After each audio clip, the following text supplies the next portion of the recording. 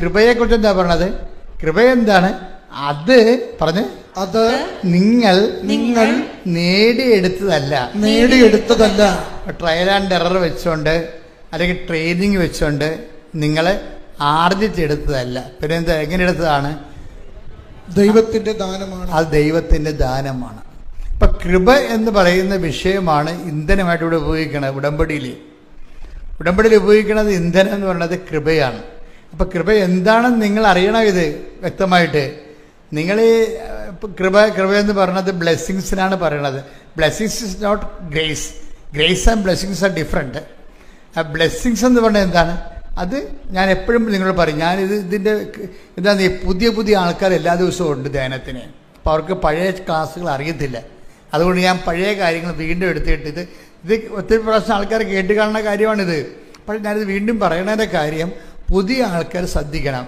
ഉടമ്പടി എന്താണ്, ബ്ലെസ്സിങ്സ് എന്താണ്, കൃപ എന്താണ്, നമ്മൾ എവിടെയാണ് ഇന്ന് നിക്ഷേപിക്കണത്, നമ്മൾ ഇതിൻ്റെ മൂവ്മെൻറ്റ്, ഇതിൻ്റെ ഓരോ ഘടകങ്ങളുടെ ഇൻവെസ്റ്റ്മെൻറ്റ് മോഡ് എന്താണെന്നൊക്കെ വ്യക്തമായിട്ട് നിങ്ങൾ അറിഞ്ഞാൽ മാത്രമേ ഇതുകൊണ്ട് അല്ലെങ്കിൽ നിങ്ങൾ സാധാരണ ആൾക്കാരെ പോലെ എന്തുമാത്രം പ്രാർത്ഥനകൾ, എന്തെല്ലാം പ്രാർത്ഥനാ രൂപങ്ങളുണ്ട്, അതുപോലെ ഇതും ഒരു പ്രാർത്ഥനയായിട്ട് നിങ്ങൾ റെഡ്യൂസ് ചെയ്ത് കളയും. കൃപ എന്താണെന്ന് അറിയണം. എന്താ കൃപ എന്താണ്? അത് 2 കൊറിന്ത്യൻസ് 12:9. 2 കൊറിന്ത്യൻസ് 12:9. 2 കൊരിന്തോസ് 12:9. 2 കൊറിന്ത്യൻസ് 12:9. അവിടുന്ന് എന്നോട് അരുളി ചെയ്തു. പറഞ്ഞ്, അവിടുന്ന് എന്നോട് അരുളി ചെയ്തു, നിനക്ക് എന്റെ കൃപ മതി.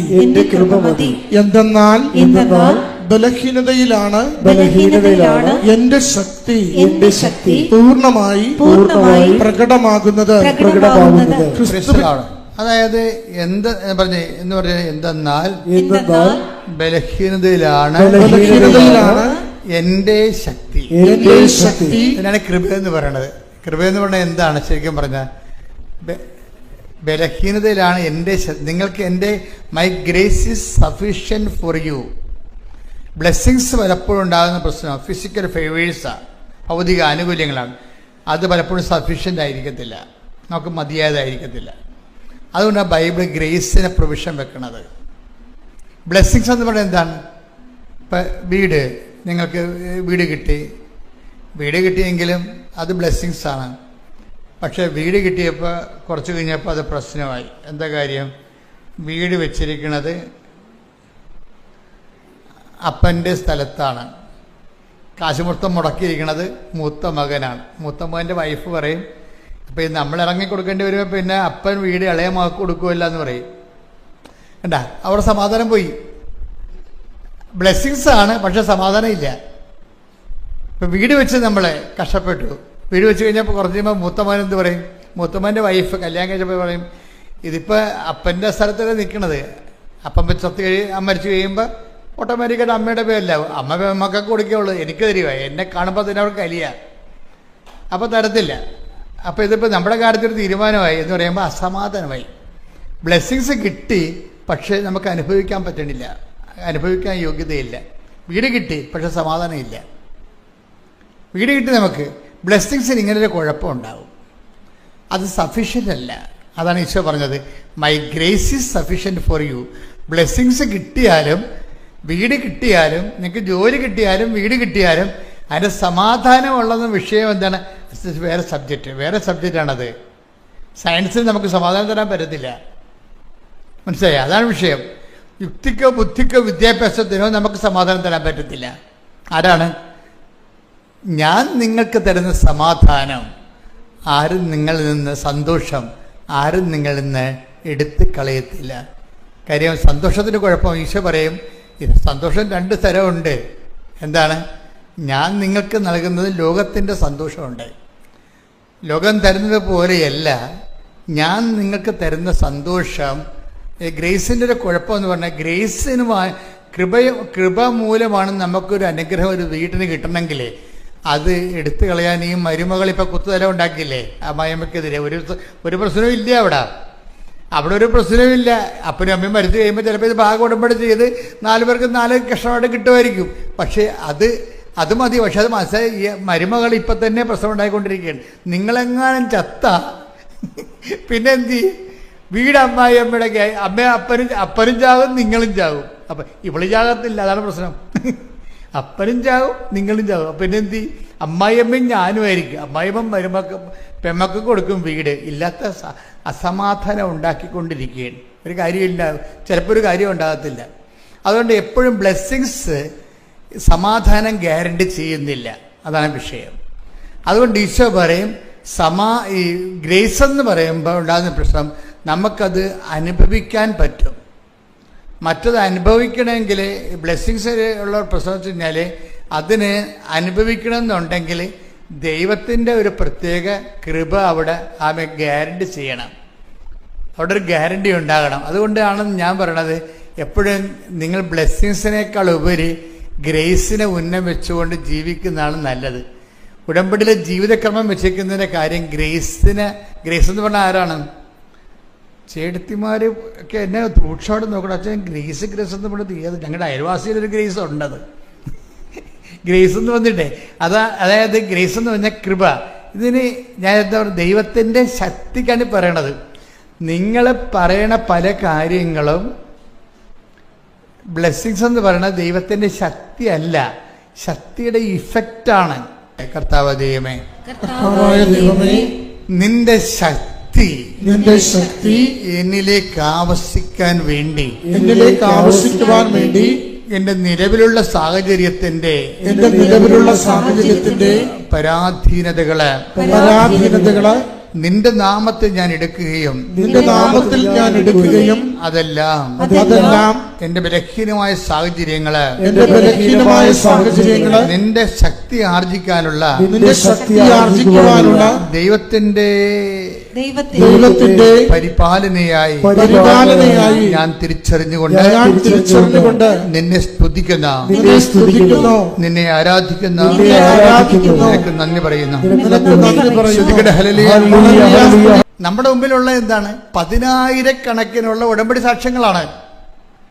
ആ 10,000 അതാണ് ഞാൻ നിങ്ങളോട് പറയുന്നത്. ഏറ്റവും നല്ല ഉടമ്പടി എടുത്തവർക്ക് ഏറ്റവും നല്ല ഹോംവർക്ക് എന്താ? കെട്ടിമേച്ചലും പുട്ടപ്പിങ്ങും അല്ല, മറിച്ച് യാഥാർത്ഥ്യത്തെ അംഗീകരിച്ചുകൊണ്ട് എൻ്റെ അവസ്ഥ ഇതാണ്, പക്ഷേ എൻ്റെ കർത്താവിന് ഈ വിഷയം നോട്ട് ബൈ മെറിറ്റിൽ ചെയ്യാൻ കഴിയും. ഇപ്പം മിനിസ്റ്റേഴ്സിൻ്റെ സെറ്റപ്പ് മനസ്സിലായില്ലേ? അതങ്ങനെ വളരെ ഒരു 0 മെറിറ്റിൽ നിൽക്കുന്ന ആളാണ്. പക്ഷെ ഇവർ വർഷങ്ങളായിട്ട് ഒരു 10-19 വർഷമായിട്ട് ഇവർ ഇസ്രയേലിലാണ്. ആ സാക്ഷ്യം പഠിക്കേണ്ട സാക്ഷ്യമാണ്. നിങ്ങൾ കേട്ട് കാണുമായിരിക്കും അല്ലേ? കണ്ടു കാണും അല്ലേ? അതായത് കണ്ടില്ലെങ്കിൽ ഇന്ന് കാണണേ.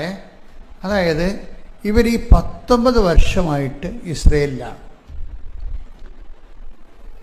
അപ്പോൾ എന്താ കുഴപ്പമെന്ന് വെച്ച് കഴിഞ്ഞാൽ ഇവരുടെ ആദ്യത്തെ കുഞ്ഞിനെ പ്രസവിച്ച് കഴിഞ്ഞപ്പോൾ പോയതാ.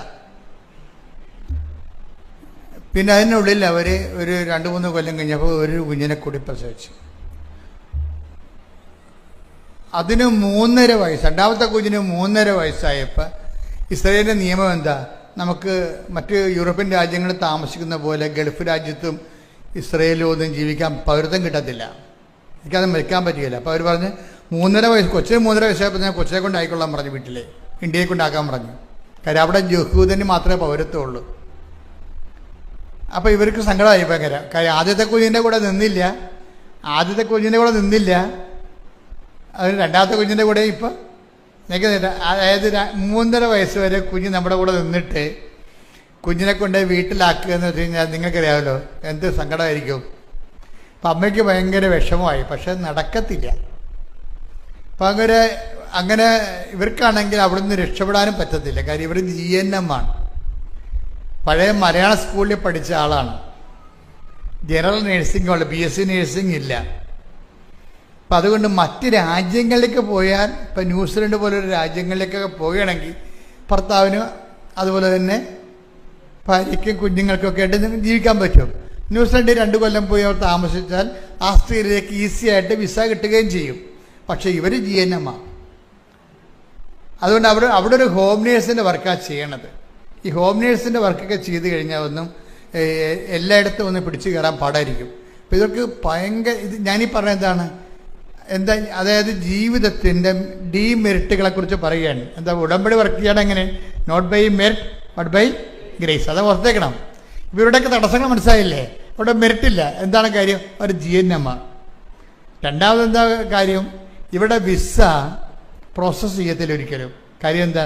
40 വയസ്സുണ്ട്. 39 വയസ്സെന്ന് പറയുമ്പോൾ ഓൾറെഡി ഒരു പല സ്റ്റുഡൻറ്റ് വിസയ്ക്ക് പോകാമെന്ന് വിചാരിച്ചു കഴിഞ്ഞാൽ 35 വയസ്സാണെങ്കിൽ ഓക്കെയാണ്. 35 കഴിഞ്ഞാൽ പിന്നെ സ്റ്റുഡൻറ്റ് വിസയും നടക്കത്തില്ല. അപ്പം ഞാൻ എന്താ പറയണത്? മെറിറ്റുകൾ ഓരോന്നായി പോയിക്കൊണ്ടേയിരിക്കുകയാണ്. ഞാൻ എപ്പോഴും നിങ്ങൾ പറയാം not by merit but by grace എന്ന് പറയുമ്പോൾ ചില അണ്ണന്മാർക്ക് മനസ്സിലാകത്തില്ല. മനസ്സിലാക്കാതെ ഇനി മുന്നോട്ട് പോകാൻ പറ്റത്തില്ല. ഉടമ്പടി അതാണ്, അതിൻ്റെ ഫോർമുല അങ്ങനെയാണ് കിടക്കുന്നത്. അപ്പോൾ ഒരു ദിവസം ഈ പ്രിൻസിയെ ജിൻസി എന്ന് പറയുന്ന ഒരു കൂട്ടുകാരത്തെ വിളിച്ചേരും പറഞ്ഞ്, എടോ താനുണ്ടല്ലോ, തനിക്ക് തൻ്റെ കുഞ്ഞിനെയുമായിട്ട് മറ്റു രാജ്യങ്ങളിൽ പോയി ഭർത്താവുമായിട്ട് ജീവിക്കാൻ പറ്റുള്ളൂ. അപ്പോൾ പറഞ്ഞു, ജിൻസി ഞാനെന്ത് ചെയ്യാനാണ്? എൻ്റെ അവസ്ഥ ഇതല്ലേ, എനിക്ക് രക്ഷപ്പെടാൻ പറ്റത്തില്ല ഇവിടുന്ന്. കാര്യം എനിക്കിനി അത് അവിടുന്ന് പരീക്ഷ എഴുതാൻ എനിക്ക് ഇംഗ്ലീഷ് പിടികിട്ടണില്ല. അത് പുതിയ കാലത്തെ ഇപ്പോഴത്തെ കുഞ്ഞുങ്ങളുടെ അവസ്ഥ അറിയാമല്ല. ഇപ്പോഴത്തെ ഒരു +2കാർക്ക് തന്നെ ഇംഗ്ലീഷിൽ വെൽ സ്റ്റാൻഡേർഡാണ്. അവർ ഇംഗ്ലീഷ് മീഡിയമാണ് ഫോളോ ചെയ്തെങ്കിൽ വെൽ സ്റ്റാൻഡേർഡാണ് അവർക്ക് കമ്പ്യൂട്ടറും കാര്യങ്ങളെല്ലാം വളരെ ഫടാഫടാണ്. അപ്പം അങ്ങനെ വരുമ്പോൾ അങ്ങനെയുള്ളൊരു കോമ്പറ്റ് ചെയ്യാൻ പറ്റണില്ല. അപ്പോൾ അതുകൊണ്ട് അവിടെയും മെറിറ്റില്ല. അവിടെ ഇവർക്ക് പെൺസിക്ക് മെറിറ്റില്ല. അപ്പം അത് എന്തായാലും ഈ കൂട്ടുകാരത്തി ഇങ്ങനെ പറഞ്ഞിട്ട് ജിൻസി എന്ത് ചെയ്യുന്നറിയോ? ജിൻസി കൂട്ടുകാരത്തിയാണ്, ഇവളുടെ പേരെന്നാ പ്രിൻസി. പിന്നെ പെട്ടെന്നൊരു ദിവസം ഈ പ്രിൻസി എടുത്ത് വന്നേച്ച് ജിൻസി ഉടമ്പടി തൈലം കൊണ്ട് നെറ്റിക്കൊരു കുരിശ് വരക്കും. താൻ രക്ഷപ്പെടുള്ളൂ. തന്നെയും ഈ കൊല്ലം തന്നെയും കുഞ്ഞുങ്ങളെയും ഭർത്താവിനെയും കൊണ്ട് കൃപാസനം മാതാവ് വേറെ രാജ്യത്ത് പോകും. നിങ്ങൾ 19 പോകുമെന്ന് പറഞ്ഞ് പ്രവചിക്കുകയാണ്. ആ പ്രവചിക്കണ എന്താണ്? ഈ ഉടമ്പടിയുടെ തൈലമെടുത്ത് ഇവരുടെ നെറ്റിക്ക് ഇങ്ങനെ പൂശിയിട്ടാണ് ഇവർ പ്രവചിക്കുക. അപ്പോൾ ദൈവം ഒരാളെ നിങ്ങൾ എപ്പോഴും ഓർക്കേണ്ട കാര്യം ഇതാണ്. നിങ്ങൾ ഉടമ്പടി എടുക്കുമ്പോൾ ശ്രദ്ധിക്കേണ്ടത്, നിങ്ങളുടെ വയറ്, നിങ്ങളുടെ കുഞ്ഞ്, നിങ്ങളുടെ ഭർത്താവ്, നിങ്ങളുടെ ജോലി, നിങ്ങളുടെ വീട്, ഇതും പറഞ്ഞുകൊണ്ടിരുന്ന ഈ ജന്മത്തെ ഉടമ്പടി വർക്ക് ചെയ്യത്തില്ല. എനിക്ക് എപ്പോഴും ഈ അച്ഛനെ കാണാമെന്ന് നിൽക്കുന്ന ആൾക്കാരില്ലേ, എപ്പോഴും നിങ്ങൾ ശ്രദ്ധിക്കണം. അച്ഛനെ കാണാൻ വരുന്നത് പകുതി, അതായത് നിങ്ങൾ അച്ഛനെ കാണാൻ വരുമ്പോൾ ശ്രദ്ധിക്കേണ്ട കാര്യം, ഉടമ്പടി എടുത്തവരായിരിക്കണം വരേണ്ടത്. പിന്നെ ഞാൻ കൊടുത്തിരിക്കുന്ന ആർക്കാത്തിന് രോഗികളില്ലേ, രോഗികളെ നമുക്കൊന്നും പറയാൻ പറ്റത്തില്ല. രോഗികൾക്ക് ചിലപ്പോൾ ഉടമ്പടി എടുക്കാൻ പറ്റത്തില്ലല്ല. കാര്യം ഗുരുതരമായ രോഗികളെ ഞാൻ എടുക്കത്തുള്ളൂ, ആൾക്കാരെ വരത്തുള്ളൂ. പക്ഷെ അവരോട് നമുക്ക് ഉടമ്പടി എടുക്കാൻ പറയാൻ പറ്റുക? അപ്പം ചിലപ്പോൾ അവരുടെ വൈഫായിരിക്കും എടുത്തിരിക്കുന്നത്. പക്ഷെ പ്രോബ്ലം വെച്ച് കഴിഞ്ഞാൽ ഇവരുടെ രോഗി വൈഫാണ് എടുത്തിരിക്കണമെന്നുണ്ടെങ്കിലും ഇവരെ ചിലപ്പോൾ നമ്മൾ വർക്കൗട്ട് ചെയ്ത് വിജയിക്കത്തില്ല. കാര്യം എന്താ? വൈഫെന്ന് പറഞ്ഞാൽ ലോക കള്ളിയായിരിക്കും. അതാണ് പ്രശ്നം. അവർ ഉടമ്പടി ഉഴപ്പിക്കണം. അതെപ്പോഴും നമ്മൾ ശ്രദ്ധിക്കണം. അതായത് എനിക്കിപ്പോൾ ചില ആൾക്കാരോട് ഞാൻ മെസ്സേജ് പറയത്തില്ലേ, ചില ആൾക്കാർ മെസ്സേജ് പറയും, ചില ആൾക്കാർ ഡേറ്റ് പറയും. അതിൻ്റെ കാര്യത്തിൽ അവർ പക്ക ഉടമ്പടിക്കാരാണ്. അവർ ഉടമ്പടിയിലാണ് ജീവിക്കുന്നത്. മറ്റുള്ളവരെ നമ്മൾ അച്ഛനെ കാണാനുള്ള ചീട്ടായിട്ടാണ് ഉടമ്പടി ദുരുപയോഗിക്കുന്നത്. അവരവിടെ ഇടിച്ചതിൽ ചീട്ട് വാങ്ങിക്കണില്ലേ, അവർ ഉടമ്പടിയായിട്ട് അവർക്ക് ബന്ധമില്ല. ഉടമ്പടി എടുത്തിട്ട് പോലും അവർ ചെയ്തിട്ടില്ല. കാരണം ചില ആൾക്കാർ വരണമെന്ന് പറയണത്, ഇപ്പോൾ ഇന്നലെ ഞാൻ നോക്കുമ്പോൾ ഉടമ്പടി ചീട്ട് കിട്ടിയപ്പോൾ എനിക്ക് സംശയം തോന്നി. മാതാവിൻ്റെ അടുത്ത് വെച്ചപ്പോൾ എനിക്ക് സംശയം തോന്നി. ഞാൻ നേരെ ചെന്നപ്പോൾ അവരുടെ ഉടമ്പടിയുടെ ചീട്ട് പരിശോധിച്ചു. ഉടനെ അവരുടെ പേപ്പർ പരിശോധിച്ചപ്പോൾ 2023 ഉടമ്പടിയാണ്. അന്ന് മുങ്ങിയിട്ട് ഇന്ന് പൊങ്ങുകയാണ് ആള്. ഇത് പുതുക്കിയിട്ടില്ല, ഇന്ന് പുതുക്കിയിരിക്കുകയാണ്. എന്തിനാണ്? അച്ഛനെ കാണാൻ വേണ്ടി. ആർക്ക്?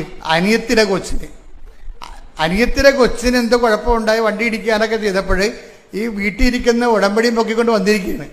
അത് അപ്പം പുതുക്കിയിരിക്കുകയാണ്. ഇതൊന്നും ഉടമ്പടി വർക്ക് ചെയ്യുന്നതല്ല. ദൈവത്തിനെ പറ്റിച്ച് അനുഗ്രഹം അടിച്ചു മാറ്റാൻ വേണ്ടി നിങ്ങൾ ചെയ്യുമ്പോൾ നിങ്ങൾ അളക്കുന്ന കർത്താവ് എന്താ പറഞ്ഞത്? അതാണ് പ്രശ്നം. അത് പ്രശ്നം. അച്ഛൻ അങ്ങനെ പറഞ്ഞു, അച്ഛൻ ഇങ്ങനെ പറഞ്ഞിട്ട് കാര്യമില്ല. ഈശോ പറഞ്ഞ കാര്യമാണ് ഞാൻ പറയണത്. നിങ്ങൾ അളക്കുന്ന അളവുകോല് കൊണ്ട് തന്നെ നിങ്ങൾക്കും സിമ്പിളല്ലേ അത്? ബൈബിളിന്റെ ഇക്കോണമി അതാണ്.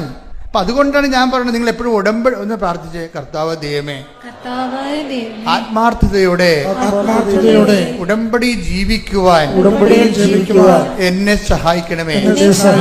എനിക്ക് പ്രത്യേക അഭിഷേകം നൽകണമേ. ശ്രദ്ധിക്കട്ടെ, ഹല്ലേലൂയ.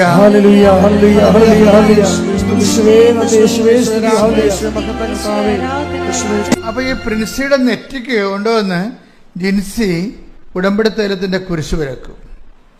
കുരിശ് വരച്ചും പറഞ്ഞ്, എടോ താനും മക്കളും ഭർത്താവുമായിട്ട് ഈ കൊല്ലം തന്നെ വേറെ രാജ്യത്തേക്ക് പോകാൻ മാതാവ് ഇടയാക്കുമെന്ന് പറയും. അപ്പോൾ ഈ പ്രിൻസി പറയും, എൻ്റെ ജിൻസി എനിക്കിതിലൊന്നും വലിയ വിശ്വാസമില്ല. ഇതാ കാര്യം. അവർ അത് ശരിയാണ്, അവിടെ ജീവിതം അങ്ങനെയാണല്ല. ദൈവത്തിന് ഈ അടുത്ത 10 കൊല്ലത്തേക്ക് തിരിഞ്ഞു നോക്കാൻ പറ്റാത്ത ജീവിതമാണ് ജീവിച്ചു കൊണ്ടിരിക്കുന്നത്. ജീവിതത്തിൻ്റെ അവസാനം അത് അവർ പറഞ്ഞത് ശരിയാണ്. എൻ്റെ ജിൻസി എനിക്കിതൊന്നും വിശ്വസിക്കാൻ പറ്റണില്ല. കാര്യം വിശ്വസിക്കാൻ പറ്റത്തില്ല. അവർ വൃത്തികെട്ട ജീവിതം ജീവിച്ച് വിശ്വാസം അവരുടെ പോയി. അതാ നമ്മുടെ ജീവിതം, വിശുദ്ധിയും വിശ്വാസവും ജീവിതവും തമ്മിൽ ഭയങ്കര വ്യത്യാസമുണ്ട്, ഭയങ്കര ബന്ധമുണ്ട്. അപ്പം നിങ്ങൾ വിശ്വാസം മതി, വിശുദ്ധി വേണ്ടെന്നല്ല പറയണത്. വിശ്വാസം എന്തിലാണ് വിശ്വസിക്കണത്? നമ്മൾ കർത്താവിൻ്റെ വചനത്തിലാണ് വിശ്വസിക്കുന്നത്. ആ വചനത്തിനുള്ള പ്രശ്നം എന്താണ്? ഞാൻ നിങ്ങളോട് പറഞ്ഞിട്ടുള്ള വചനം നിമിത്തം നിങ്ങൾ വിശുദ്ധിയുള്ളവരായിരിക്കുന്ന ആ വചനത്തിലാണ് നമ്മൾ വിശ്വസിക്കണത്. വിശ്വാസം എവിടുന്നാ വരുന്നത്? കേൾവി എന്നല്ലേ? കേൾവി എന്ന് എവിടുന്നാ വരുന്നത്? യേശുക്രിസ്തുവിന്റെ. നമ്മളൊരു 10:17 ശ്രദ്ധിക്കട്ടെ. ഹല്ലേലൂയ. വിശ്വാസം റോമാ 10:17. വിശ്വാസം എവിടുന്ന് വരുന്നു? വിശ്വാസം കേൾവി എന്ന്. കേൾവി എന്തിനെ കുറിച്ചാണ്? ക്രിസ്തുവിനെ കുറിച്ചുള്ള പ്രസംഗത്തിൽ നിന്ന്. അതാണ് ഈ കേട്ടുകൊണ്ടിരിക്കുന്നത് നിങ്ങളെ. ക്രിസ്തുവിനെ കുറിച്ചുള്ള വചനങ്ങളിൽ നിന്നാണ്. അപ്പൊ വിശ്വാസം തന്നെ എവിടെ നിന്നാണ്? വചനത്തിൽ നിന്നാണ് വരണത്. പറഞ്ഞ മനസ്സിലായില്ലേ? വിശ്വാസം എവിടെ നിന്ന് നമുക്ക് വരണത്? വചനത്തിൽ നിന്നാണ് വരണത്. വചനത്തിന്റെ പ്രശ്നം എന്താണ്? വചനത്തിന് 2-3 ഗുണങ്ങളാണുള്ളത്. ഒന്നെന്താണ്? വചനം രക്ഷയിലേക്ക് നയിക്കുന്ന ദൈവത്തിന്റെ ശക്തിയാണ്. റോമാ 1:16 സുവിശേഷത്തെ പറ്റി പറഞ്ഞ സുവിശേഷത്തെ പറ്റി ഞാൻ ലജ്ജിക്കുന്നില്ല. എന്തെന്നാൽ വിശ്വസിക്കുന്ന ഏവർക്കും ആദ്യം യഹൂദർക്കും പിന്നീട് ഗ്രീക്കുകാർക്കും അത് രക്ഷയിലേക്ക് നയിക്കുന്ന ദൈവശക്തിയാണ്. അപ്പൊ സുവിശേഷം എന്ന് പറയണത്, വചനം എന്ന് പറയണത് എന്താണ്? അത് രക്ഷയിലേക്ക് നയിക്കുന്ന. രക്ഷ എന്ന് പറഞ്ഞാൽ എന്താണ്? ക്രിസ്തുവാണ്. ലൂക്കാ 2:30 ലൂക്കാ 2:30-31. എന്തെന്നാൽ സകല ജനതകൾക്കും വേണ്ടി അവിടുന്ന് ഒരുക്കിയിരിക്കുന്ന രക്ഷ എന്റെ കണ്ണുകൾ കണ്ടു കഴിഞ്ഞു. ഇതൊക്കെ ബേസിക് വചനങ്ങളാണ്. എന്താണ്? ക്രിസ്തുവിനെ കയ്യിലെടുത്തപ്പോൾ ശമയോൻ പറഞ്ഞതാണ്. എന്താണ്? സകല ജനങ്ങൾക്ക് വേണ്ടി ഒരുക്കിയിരിക്കുകയാണ്. അല്ല ക്രിസ്ത്യാനികൾക്ക് വേണ്ടി മാത്രമല്ല. മനസ്സിലായില്ലേ? യഹൂദന് വേണ്ടിയും അക്രൈസ്തർക്ക് വേണ്ടിയും ഹിന്ദുക്കൾക്ക് വേണ്ടിയും മുസ്ലിംസിന് വേണ്ടിയും പാർസികൾക്ക് വേണ്ടിയും. എന്തെന്നാൽ സകല ജനങ്ങൾക്കും വേണ്ടി പറഞ്ഞേ. എന്തെന്നാൽ സകല ജനതകൾക്കും വേണ്ടി ഒരുക്കിയിരിക്കുന്ന രക്ഷ അതാരാണ്? ക്രിസ്തുവാണ്. അതാണ് ക്രിസ്തുവ. അപ്പൊ വിശ്വാസം എന്ന് പറഞ്ഞാൽ എന്താണ്? വിശ്വാസം കേൾവിയിൽ നിന്നും. 10:17 റോമ. വിശ്വാസം കേൾവിയിൽ നിന്നും. പറഞ്ഞേ. വിശ്വാസം കേൾവിയിൽ നിന്നും. കേൾവി യേശുക്രിസ്തുവിനെ കുറിച്ചുള്ള വചനങ്ങളിൽ നിന്നുമാണ്. അപ്പൊ വചനം എന്താണ്? വചനം റോമ 1:16 അനുസരിച്ചുകൊണ്ട് രക്ഷയിലേക്ക് നയിക്കുന്ന ദൈവത്തിന്റെ ശക്തിയാണ്. അപ്പൊ വചനം രക്ഷയിലേക്ക് നയിക്കുന്ന ദൈവത്തിന്റെ ശക്തിയാണ്. അപ്പൊ അതുകൊണ്ട് തന്നെ ഈ വചനത്തിലൂടെ നമുക്ക് എന്താ ലഭിക്കണത്? ദൈവത്തിന്റെ ശക്തി ലഭിക്കും. പിന്നെ എന്ത് കിട്ടും? വിശുദ്ധി കിട്ടും. അപ്പൊ അതാണ് പ്രശ്നം. ഈ വചനം ആക്ടിവേറ്റ് ചെയ്യുമ്പോൾ നമുക്ക് ദൈവത്തിന്റെ ശക്തിയാണ് ലഭിക്കുന്നത്. ബലഹീനതയിലാണ് ദൈവത്തിന്റെ ശക്തി നമ്മൾ വായിച്ചില്ലേ? 2 Corinthians 12:9 വായിച്ചില്ലേ? ബലഹീനതയിലാണ് ദൈവത്തിന്റെ ശക്തി എന്ന് നമ്മൾ വായിച്ചു അല്ലേ? അപ്പൊ ഈ ശക്തി നമുക്ക് കിട്ടുന്നത് എന്താണ്? ഈ ബലഹീനത ദൈവത്തിന്റെ ശക്തി നമ്മളിലേക്ക് അപ്ലോഡ് ചെയ്യുന്ന പ്രോസസ്സിംഗ് പ്രക്രിയ എന്താണ്? അതെന്ത്? റോമ 1:16 എന്താണ്? സുവിശേഷം രക്ഷയിലേക്ക് നയിക്കുന്ന ദൈവത്തിന്റെ ശക്തിയാണ്. അപ്പൊ ഈ വചനം എന്ത് ചെയ്യും? നമ്മൾ പാലിക്കുമ്പോഴേ. അതാണ് അവൻ പറയണ പോലെ ചെയ്യണത്. വചനം നമ്മൾ പാലിക്കുക. വചനം പാലിക്കുമ്പോൾ എന്ത് പറ്റും?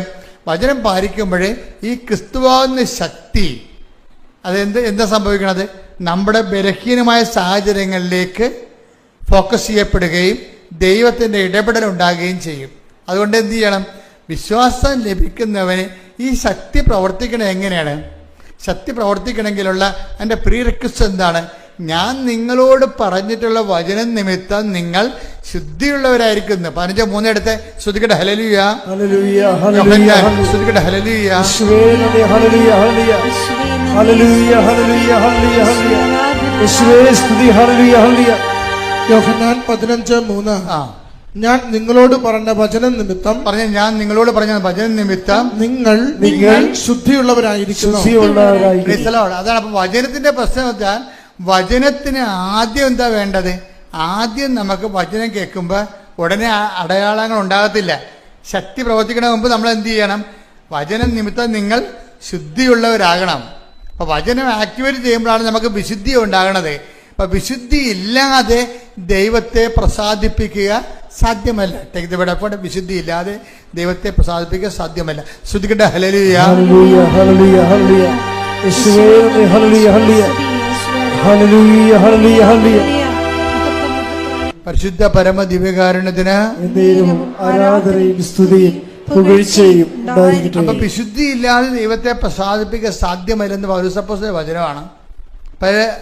ഇതിന് വരുന്ന വിഷയം വചനം കേൾക്കുന്ന മാത്രയിൽ 15:3 വർക്കൗട്ട് ചെയ്യണം. എന്താണ്? ഞാൻ നിങ്ങളോട് പറഞ്ഞ വചനം നിമിത്തം നിങ്ങൾ ശുദ്ധിയുള്ളവരായിരിക്കണം. അപ്പം ഇത് വർക്കൗട്ട് ചെയ്ത് കഴിഞ്ഞാൽ എന്ത് പറ്റും? ഇത് ആദ്യം ബേസിക്കായിട്ട് അതാണ് വർക്കൗട്ട് ചെയ്യേണ്ടത്. അങ്ങനെ വന്നാൽ പിന്നീട് എന്താണ്? അവൻ പറയുന്ന പോലെ ചെയ്ത് കഴിയുമ്പോൾ വചനത്തിൻ്റെ റോമ 1:16 അനുസരിച്ചുകൊണ്ട് രക്ഷയിലേക്ക് നയിക്കുന്ന ദൈവത്തിൻ്റെ ശക്തി നമ്മളിൽ പ്രവർത്തിക്കാൻ തുടങ്ങും. അതുകൊണ്ട് ആദ്യം വിശുദ്ധീകരണമാണ് വേണ്ടത്. ആദ്യം വിശുദ്ധീകരണം സംഭവിച്ച് കഴിയുമ്പോൾ അത് ചില ആൾക്കാർ എന്ത് ചെയ്യുമെന്നറിയാമോ? ചില ആൾക്കാർക്ക് മണ്ടത്തരം പറ്റും. അവർ വിശുദ്ധീകരിക്കത്തില്ല. ആ പഴയ പോലെ അഴുക്കട്ട ജീവിതം തന്നെ ജീവിക്കും. വൃത്തികെട്ട വർത്തമാനം പറയും, നാട്ടുകാരുടെ കഴുത്തേക്ക് കയറും, കണ്ടവൻ്റെ പരദൂഷണം പറയും, ഏഷണി പറയും. അതുപോലെ തന്നെ ഓരോ തരത്തിലുള്ള പഴയ ജന്മത്തിന് ഒരു മാറ്റം ഉണ്ടാകില്ല. തിരികത്തിച്ച് ദൈവത്തിന് പുകയിട്ടുകൊണ്ടിരിക്കും. കൊപ്രയൊക്കെ പുകയിടണമെന്ന് പറഞ്ഞ പോലെ തിരികെ ഇവർക്ക് മാറ്റമൊന്നും ഉണ്ടാകത്തില്ല. ഇവരാ പഴയ പിടുത്ത് കൂതറ ജന്മമായിരിക്കും സാധനം. എന്ന് വെച്ച് കഴിഞ്ഞാൽ നാട്ടുകാരുടെ കരുത്തേക്ക് കയറും, എല്ലാവരുടെയും കുറ്റം പറയും, എവിടെ നോക്കിയാലും നെഗറ്റീവേ പറയത്തുള്ളൂ. ഇങ്ങനെ ആ പഴയ ജന്മം തന്നെയായിരിക്കും. എപ്പോഴും നമ്മൾ ശ്രദ്ധിക്കേണ്ടത്, അതായത് പഴയ ജന്മത്തിൻ്റെ ഭാഗമായിട്ടാണ് ഈ തകർച്ച വന്നിരിക്കുന്നത്. ഇപ്പം നമുക്ക് തകർച്ച വരാൻ കാര്യം എന്താണ്? നമ്മുടെ ജന്മം ഇതുപോലെ പാഴ്ജന്മമായതുകൊണ്ട്, പാപത്തിൻ്റെ ജന്മമായതുകൊണ്ട് അവർക്ക് അതിനെക്കുറിച്ച് അനുതാപമില്ല. അവരാ പഴയ വൈകൃത ജീവിതം തന്നെ ജീവിച്ചു തീർക്കണ കാരണം അവർക്ക് അതിനെക്കുറിച്ച് തകർച്ച എന്താണ് ക്ഷണിച്ചു വരുത്തുന്നതാണ്. അതുകൊണ്ട് ബൈബിൾ എന്താ പറയുന്നത് അറിയാവോ? നിങ്ങൾ എങ്ങനെയാണ് വീണതെന്ന് നോക്കാൻ പറയും. ബൈബിൾ അതാണ് പറയണത്. നിങ്ങൾക്കിപ്പോൾ തകർച്ച എന്ന് പറഞ്ഞിങ്ങനെ വായും പൊളിച്ചപ്പോഴും പറഞ്ഞുകൊണ്ടിരിക്കേണ്ട. അങ്ങനെ സംഭവിച്ചു, ഇങ്ങനെ സംഭവിച്ചു, മകൻ്റെ ജോലി പോയി, അവനെ കഞ്ചാവ് പിടിച്ച്, ഭർത്താവ് വേറെ പെണ്ണുങ്ങളടുത്ത് പോയി, ഇങ്ങനെ കണാകുണായും പറഞ്ഞുകൊണ്ട് നടക്കേണ്ട കാര്യമില്ല. നിങ്ങൾ എങ്ങനെ വീണെന്ന് നോക്കാൻ പറയും. മകനെ കഞ്ചാവ് പിടിച്ചതെന്ന് പറഞ്ഞ കാര്യം, അയ്യോ അവനെ പച്ചക്കും ഇല്ലെന്ന് വെച്ചാൽ പഴുത്തതിനും ഇല്ലെന്ന് വെച്ചാൽ അവൻ്റെ കൂട്ടുകാരൻ കൊടുത്താൽ പൊതിയായിരുന്നു, അവനെ അറിയാൻ പോലെ അഞ്ഞ കൂട്ടുകാരനെ വിശ്വസിച്ച് അവസാനം പോലീസ് പിടിച്ചതൊക്കെ പറയും. ഇങ്ങനെ പറയാവുന്നല്ലാതെ കഥയില്ല. ബൈബിൾ എന്താ പറയണത്? ഇങ്ങനെ ഒരു പാട്ടൊന്നും പറയണ്ട, മറിച്ച് എന്ത് ചെയ്യണം? എങ്ങനെ നിങ്ങൾ വെളിപ്പാട് 2:5 എടുത്ത് ശ്രുതിക്കട്ടെ. ഹല്ലേലൂയ, ഹല്ലേലൂയ, ഹല്ലേലൂയ, ഹല്ലേലൂയ, യേശുവേ നന്ദി, യേശുവേ സ്തുതി. ഹല്ലേലൂയ, ഹല്ലേലൂയ, ഹല്ലേലൂയ, ഹല്ലേലൂയ, ഹല്ലേലൂയ. വെളിപ്പാട് 2:5 അതിനാൽ നീ ഏതവസ്ഥയിൽ നിന്ന് അധപ്പതിച്ചുവെന്ന് ചിന്തിക്കുക. ഇതാണ് പ്രശ്നം. അതായത് ഇത് വർക്കൗട്ട് ചെയ്യണമെങ്കിൽ ആദ്യം പറയണ ഇങ്ങനെ പാട്ടൊക്കെ പാടാതെ ആദ്യം ചെയ്യേണ്ടത് നിങ്ങൾ എവിടെയാണ് ഫോളായെന്ന് നോക്കണം. ഫാളിങ് എവിടെ സംഭവം, എവിടെയാണ് വീണെന്ന് നോക്കണം. ഏതവസ്ഥയിൽ നിന്നാണ് അധപ്പതിച്ചതെന്ന് നോക്കണം. അതുകൊണ്ട് ഈശോ ആ നിലപാടിന്, അത് ഈശോയുടെ നിലപാടാണ്. ബൈബിൾ തുന്നിക്കെട്ടുമ്പോൾ അവസാനമായിട്ട് വെളിപാട് അവസാനിക്കാൻ പോകുമ്പോൾ ലാസ്റ്റ് പറയുന്ന വാക്കുകളാണ്. എന്താണ്? മനുഷ്യൻ രക്ഷപ്പെടുന്നുണ്ടെങ്കിൽ ആദ്യം ചെയ്യേണ്ടത് ഇന്നത്തെ അവസ്ഥയിലേക്ക് എങ്ങനെ എത്തി, തകർച്ച എങ്ങനെ വന്നു, അതെന്താണ്? കയ്യിരിപ്പ് പരിശോധിക്കാൻ പറയുകയാണ്. കയ്യിരിപ്പ് പരിശോധിക്കാൻ പറയും. കർത്താവ് പറഞ്ഞില്ലേ, സിലോഹയിലെ ഗോപുരം വീണ് 18 പേര് മരിച്ചു. അതിന് കർത്താവിനൊരു ബുദ്ധിമുട്ട്, ഒരു ടെൻഷനും ഇല്ല. അങ്ങയുടെ കാലത്ത് ആ ആഴ്ച സംഭവിച്ചതാണ്. ഒരു ഗോപുരം ഉണ്ടായിരുന്നു, അത് പിടച്ചല്ലി വീണ് 18 പേരുടെ കാഞ്ഞുപോയി. എന്നിട്ട് കർത്താവ് ചോദിക്കുകയാണ്, ആ സിലോഹയിലെ അന്ന് അവിടെ ഉണ്ടായിരുന്ന ആൾക്കാരെക്കാളൊക്കെ ഈ ഗോപുരം വീണ് ചത്ത കക്ഷികൾ പാപികളാണെന്ന് നിങ്ങൾ കരുതലുണ്ടോ? ഇല്ലെന്നാണ് എനിക്ക് തോന്നുന്നത്. പശ്ചാത്തപിച്ചില്ലെങ്കിൽ നിങ്ങളും അതുപോലെ തകരും. ഇപ്പം തകർച്ച വന്ന എന്താണ് കാര്യം? എവിടെയൊക്കെ കുഴപ്പങ്ങൾ ഉണ്ടാക്കിയിട്ടുണ്ട്. ഇപ്പം നിങ്ങൾ ഈ കൊച്ചിനെ കഞ്ചാവ് പിടിച്ചെന്ന് പറഞ്ഞില്ലേ, നിങ്ങൾ പറഞ്ഞത് ശരിയാണ്. അവൻ കഞ്ചാവ് വലിക്കത്തുമില്ല, കഞ്ചാവ് സൂക്ഷിക്കത്തുമില്ല. അവൻ്റെ കൂട്ടുകാരൻ അവനെ ചതിച്ചതാണ്. പക്ഷെ ഇപ്പം അവനകത്താണ്, മകനകത്താണ്. ഇപ്പം അവൻ പറയും, ഞാനിനി ഒരു ദൈവത്തിലും വിശ്വസിക്കണില്ല. എന്താ കാര്യം? ഞാനൊരു തെറ്റും ചെയ്തില്ല, എന്നിട്ട് ഞാൻ അകത്ത് പോയില്ലേ? നീ തെറ്റ് ചെയ്യണമെന്ന് നിർബന്ധമില്ല, നിന്റെ അമ്മ തെറ്റ് ചെയ്താൽ മതി. ഞാൻ ആ ചേട്ടത്തിയോട് ചോദിച്ചേ, ചേട്ടത്തി ഇവനെ പ്രഗ്നൻ്റ് ആയതിനു ശേഷം എത്ര പ്രാവശ്യം 8 മാസം വരെ നിങ്ങൾ പണിക്ക് പോയെന്ന് കേട്ട് എത്ര പ്രാവശ്യം നിങ്ങൾ ദേവാലയത്തിൽ പോയി? അതാണ് വിഷയം. നിസ്സാരമില്ല. ഇത് ഒറ്റക്കൈക്കും കച്ചും കൈയും തിരിയത്തില്ലേ? നിങ്ങളിപ്പോൾ തൊഴിലുറപ്പിന് പോണവരുണ്ട്, ഓഫീസിൽ പോണവരുണ്ട്. അവസാന പ്രസവ ലീവ് കൂടിയെടുക്കാൻ വേണ്ടിയേ, പ്രസവ ലീവ് ഗവൺമെൻറ് കൊടുക്കുമല്ലോ, മെറ്റേണിറ്റി ലീവ്. മെറ്റേണിറ്റി ലീവ് പോകാതിരിക്കാൻ വേണ്ടി പ്രസവിക്കണതിന് 5 ദിവസം മുമ്പ് വരെ അവർ ഓഫീസിൽ പോകും, പക്ഷെ ദേവാലയത്തിൽ പോകത്തില്ല. അതാണ് വിഷയം. കർത്താവിന് അതായത് എപ്പോഴും നമ്മൾ ശ്രദ്ധിക്കണം, ദൈവത്തിന് കൊടുക്കേണ്ടത് ദൈവത്തിന് കൊടുക്കണം. നിങ്ങളുടെ പ്രസവ ലീവ് കൂട്ടിയെടുക്കാൻ വേണ്ടിയാണ് നിങ്ങൾ അന്ത്യനിമിഷം വരെ പ്രസവിക്കുന്നതിന് 3 ദിവസം മുമ്പ് വരെ നിങ്ങൾ ഓഫീസിൽ പോകും. പക്ഷെ അതേസമയം തന്നെ ദൈവികമായ കാര്യങ്ങൾക്ക് ഈ മകനെ പ്രസവിക്കുന്ന സമയത്ത് നിങ്ങളുടെ ദൈവമായിട്ടുള്ള നിങ്ങളുടെ ബന്ധം എന്തായിരുന്നു? ദൈവികമായൊരു കൃപയിലാണോ നിങ്ങൾ ഇവനെ പ്രസവിച്ചതെങ്കിൽ ഇവനിങ്ങനെ പിടിക്കേണ്ട കാര്യമില്ല. എന്താ കാര്യം? ദൈവം പ്രൊട്ടക്ട് ചെയ്യും. അതാണ് സ്മിർനയിലെ സഭ ചോദിക്കുന്നത്. നിങ്ങൾ എങ്ങനെ ഏതവസ്ഥയിൽ നിന്ന് നിബന്ധിച്ചുവെന്ന് നോക്കുക. ഒറ്റ കൈക്ക് തീരത്തില്ല കേട്ടോ. അതായത് ആദ്യം വിശുദ്ധീകരണം, പിന്നെ ശക്തീകരണം. അതാണ് ദൈവത്തിൻ്റെ ഒരു ആക്ഷൻ്റെ രീതി. അതാണ് നിങ്ങൾ പറഞ്ഞത്. എന്താണ്? ആദ്യം ശക്തീകരണം, പിന്നെ ഞാൻ വിശുദ്ധീകരിച്ചോളാം. നടക്കത്തില്ല. ഇത് കറക്റ്റ് ചെയ്യണം. ഞാൻ നിങ്ങളെ കുറ്റപ്പെടുത്തുകയല്ല. എൻ്റെ മക്കളെല്ലാവരും കാര്യം ഉടമ്പടി 10 പേര് ചെയ്താൽ 10 പേരും വലിയ രക്ഷ. കാര്യം ഉടമ്പടി പെർഫെക്റ്റ് ഫോർമുലയാണ്, അതിന് തെറ്റില്ല, അത് കറക്റ്റാണ്, പ്രൂവൺ ഫാക്റ്റാണത്. പക്ഷെ ചില ആൾക്കാരെ അത് ചെയ്ത് തെറ്റിക്കലുണ്ട്. ആദ്യം എന്താണ്? ആദ്യം വിശുദ്ധീകരണം, പിന്നെ എന്ത് ചെയ്യണം? പിന്നെയാണ്, അതാണ് ഈശോ പറഞ്ഞത്, ഞാൻ വിശുദ്ധീകരണത്തിന് എന്ത് ചെയ്യണം? ഒന്നും ചെയ്യണ്ട, കർത്താവിൻ്റെ വചനം അനുസരിച്ച് ജീവിച്ചാൽ മതി, വേറെ ഒന്നും ചെയ്യണ്ട. അതായത് കർത്താവിൻ്റെ വചനത്തിൽ എങ്ങനെയാണ്, എന്താണ് എഴുതിയിരിക്കുന്നത്, അതനുസരിച്ച് ജീവിച്ചാൽ മതി. അതാണ് ഈശോ പറഞ്ഞത് 15:3 ഞാൻ നിങ്ങളോട് പറഞ്ഞ വചനം നിമിത്തം നിങ്ങൾ വിശുദ്ധീകരിച്ചിരിക്കുന്നു. കർത്താവിൻ്റെ വചനത്തിൽ എന്താ പറയണത്? കൊല്ലരുത്. അപ്പം അബോർഷൻ അവിടെ വെച്ച് തന്നെ തീരുമാനമായി. അബോർഷനെ കുറിച്ച് അവിടെ തീരുമാനമായി. നിങ്ങൾക്ക് അബോർഷൻ ചെയ്യാൻ അനുവാദമില്ല. നിങ്ങൾ എന്ത് ഉദ്ദേശത്തിലാണ് അബോർഷൻ ചെയ്തത്? അപ്പം ആ രീതിയിൽ നിങ്ങൾ 2 അബോർഷൻ ചെയ്തിട്ട് 3ാമത്തെ കൊച്ചിനാണ് ഇപ്പം കഞ്ചാവ് പിടിച്ചിരിക്കുന്നത്. 2 അബോർഷൻ ഗർഭപാത്രം കൊലക്കലമാക്കിയതിന് ശേഷമാണ് 3ാമത്തെ കൊച്ച് ജനിച്ച്. നിങ്ങളുടെ സൗകര്യത്തിൽ നിങ്ങളെ പ്രത്യേകിച്ച് 2ാമത്തെ കൊച്ചിനെ പെട്ടെന്ന് ജനിച്ച് പ്രഗ്നൻ്റ് ആയത് കാരണം പാൽ കൊടുക്കണമല്ല, ഷേപ്പ് പോകുമല്ല എന്നൊക്കെ പറഞ്ഞ് നിങ്ങളെക്കുറിച്ച് ചിന്തിച്ച കാരണം എന്നാ പറ്റിയെന്ന് വെച്ച് കഴിഞ്ഞാൽ നിങ്ങളുടെ സൗകര്യത്തിലേക്ക് മാറ്റിവെച്ചത് തെറ്റാണെന്നല്ല ഞാൻ പറയണത്.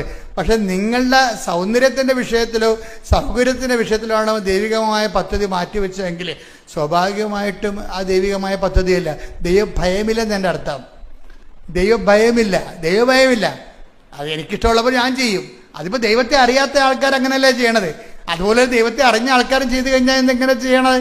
അത് എപ്പോഴും എന്തുകൊണ്ടാണ് കൽപ്പനകൾ വരണത്? ഒരു കൽപ്പന എന്തുകൊണ്ടാണ് വരണത്? അപ്പോൾ ഇപ്പോൾ നമ്മൾ ഗൂഗിൾ, ഇപ്പോൾ ഞാനിപ്പോൾ കഴിഞ്ഞ ദിവസം തൃശ്ശൂർ പോയപ്പോൾ തന്നെ എനിക്ക് മുമ്പേ പോയ അണ്ണന്മാർ വേറെ വഴി എടുത്തു പോയി. ഞാനുണ്ട് ചെന്ന് ബ്ലോക്കിൽ പെട്ട്. കാരണം ഞാൻ ഉറക്കമായിരുന്നു. വണ്ടിയിൽ ഡ്രൈവറെ അടിച്ച് വിട്ടു പോയി, ചെന്ന് ബ്ലോക്കിൽ പെട്ട്. ബ്ലോക്കിൽ എത്ര മണി? 2 മണിക്കൂർ ബ്ലോക്കിൽ കിടന്നു. ഞങ്ങൾ ഒപ്പം കൊച്ചിയിൽ നിന്ന് യാത്ര ചെയ്ത ആൾക്കാർ ഞങ്ങളെക്കാൾ 1.5 മണിക്കൂർ നേരത്തെ അവിടെ എത്തി. ഞാൻ ചോദിച്ചത് നിങ്ങളെങ്ങനെ എത്തി? ഞങ്ങൾ ഗൂഗിൾ അടിച്ചു നോക്കിയപ്പോൾ അവിടെ ബ്ലോക്ക് ഉണ്ടെന്ന് മനസ്സിലായെന്ന്. ഞങ്ങൾ ഗൂഗിൾ അടിച്ചു നോക്കിയപ്പോൾ ഗൂഗിൾ മുഴുവനും ചുവപ്പ് പോരാ, എത്ര 18 കിലോമീറ്റർ ബ്ലോക്ക് എന്ന് ഗൂഗിൾ കാണിച്ച്. ഇപ്പം ഞങ്ങൾ അന്നത്തെ വേറെ വഴി അതായത് ഗൂഗിൾ ഞങ്ങൾക്ക് വേറെ വഴി പറഞ്ഞു തന്നു. ഇത് തന്നെയാണ് ദൈവകൽപ്പന എന്ന് പറയണത്. ദൈവകൽപ്പന. ഞാൻ കൽപ്പന അറിയാൻ പാടില്ലായിരുന്നു. ഞങ്ങൾ ഗൂഗിൾ നോക്കിയില്ല, ഞങ്ങൾ ബ്ലോക്കിൽ പെട്ട്. ഗൂഗിൾ നോക്കിയ ആൾക്കാർ വേറെ വഴിക്ക് തിരിച്ചു പോയി. അപ്പം കൽപ്പന എന്ന് പറയുന്നത് നമ്മളെ സഹായിക്കാൻ വേണ്ടി വെച്ചിരിക്കുന്നതാണ്, അല്ല നമുക്കിവിടെ പണി തരാൻ വെച്ചിരിക്കുന്നതല്ല. അപ്പം അതുകൊണ്ട് നമ്മളെ സംബന്ധിച്ചോളം ലൈഫ് കുറച്ചുകൂടി ദൈവത്തിന് ഏത് സമയത്ത് നിങ്ങളുടെ ജീവിതത്തിൽ ഇടപെടാൻ പറ്റുന്ന രീതിയിൽ ആണ്. ഭയങ്കര ദൈവത്തെ നമ്മളെ കൽപ്പനകളെക്കുറിച്ച് കറക്റ്റായിട്ട് ചോദിച്ചാൽ എന്തൊരു അത് കൽപ്പന കേൾക്കുന്നതും ദൈവത്തിൻ്റെ വചനം കേൾക്കുന്നതും ദൈവത്തിൻ്റെ വചനം പാലിക്കണതുണ്ടല്ലോ മക്കളെ, ഭയങ്കര നിസ്സാരമാണ്.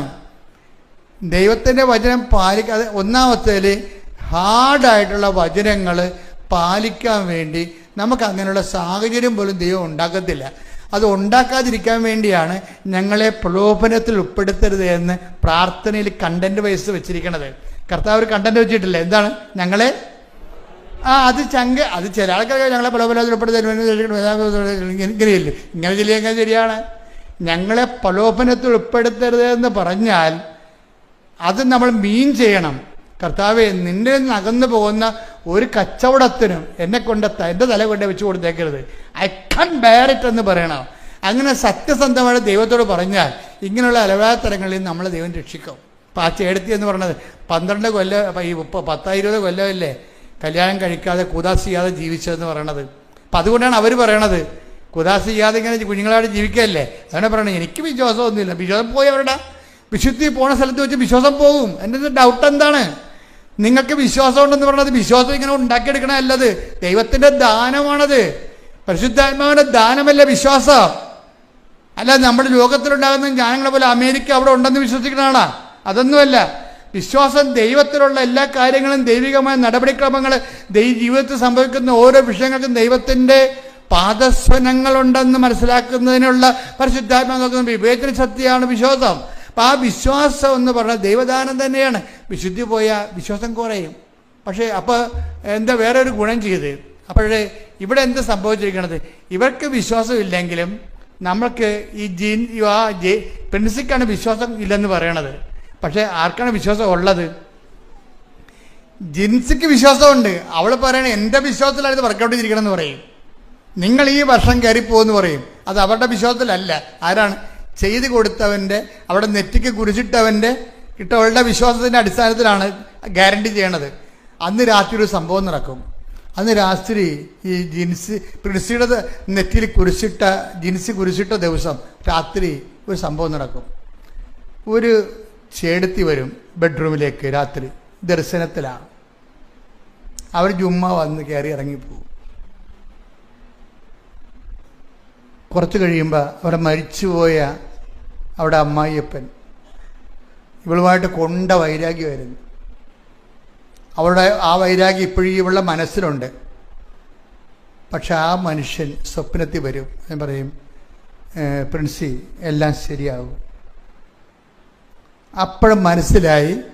ഇത് ഉടനെ ജിൻസിനെ വിളിച്ച് ഇവൾക്കാണെങ്കിൽ വല്ലാത്ത ഷിവർ ചെയ്യാൻ തുടങ്ങി. ഈ കാഴ്ചയോടുകൂടി ഭയങ്കര ഭീതിപ്പെടും. അതായത് സന്തോഷകരമായ സുഗതമായ എന്നാൽ ദൈവ സാന്നിധ്യത്തിൻ്റെ ഭീതിതമായ ഒരു കാഴ്ചയാണ്. ഒരു സ്ത്രീ വന്ന് ഇറങ്ങിപ്പോകുന്നു. അത് പോയി കണ്ട സെക്കൻഡുകൾക്കുള്ളിൽ മരിച്ചുപോയ അമ്മായിയപ്പൻ സ്വപ്നത്തിൽ വന്നിട്ട് പറയും, പ്രിൻസി എല്ലാം ശരിയാകും. ഇത് പറയണ കൂടി ഇവർക്ക് വല്ലാത്തൊരു കോൺഫിഡൻസ് വരും. ഇവർ തിരിച്ച് വിളിക്കും. രാവിലെ എഴുന്നേറ്റ് ജിൻസിയെ വിളിക്കും. ജിൻസി, ഇന്നലെ രാത്രി ഇങ്ങനെ ഒരു സംഭവം ഉണ്ടായി. അപ്പോൾ പറഞ്ഞു, ഒന്നും നോക്കണ്ട, അത് മാതാവാണെന്ന് പറയും. ഒന്നും നോക്കണ്ട, അത് മാതാവാണെന്ന് പറയും. ഇനിയിപ്പോൾ കുഴപ്പമില്ല, പെട്ടെന്ന് ആപ്ലിക്കേഷൻ പുട്ടപ്പ് ചെയ്യാൻ പറയും. ന്യൂസിലൻഡിലേക്ക് ആപ്ലിക്കേഷൻ പുട്ടപ്പ് ചെയ്യാൻ പറയും. അപ്പോഴുടനെ ഇവർക്ക് പേടി, പരീക്ഷ ജയിക്കുകയോ ഇല്ലെന്ന്.